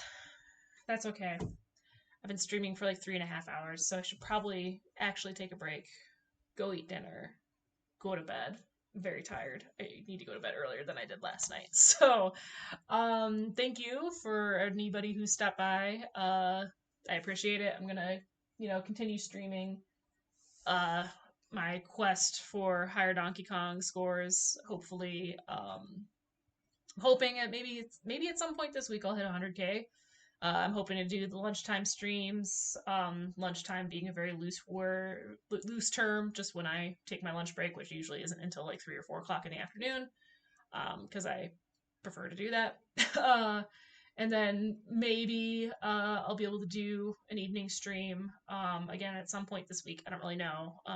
It'll depend a little bit on like I have some social calls and stuff on Zoom that I'll just have to see like what time they end if I'm feeling up to streaming afterwards. So and that's a hard thing is that I'm just like, ugh, I'm so sociable. It's hard to like get a permanent schedule for streaming nailed down. Also, just because I'm like just very whimsical and like, oh, I feel like doing it now. I'm just gonna do it on a whim.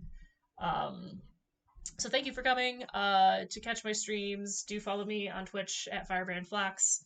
As I mentioned, I do cross post these to YouTube, so you can also catch the VODs on YouTube after the streams are over. But obviously, following on Twitch is the way to know when I'm going live, because that is just kind of random. You can also follow me on Twitter. I do tweet when I am about to go live again at Firebrand Flux. I have my branding on point. If you just search Firebrand Flux, you will find everything. You'll find the Firebrand Flux Gaming YouTube. You'll find the Discord or not Discord. You'll find the my Twitch, my Twitter, all that good stuff. The Tumblr I no longer use.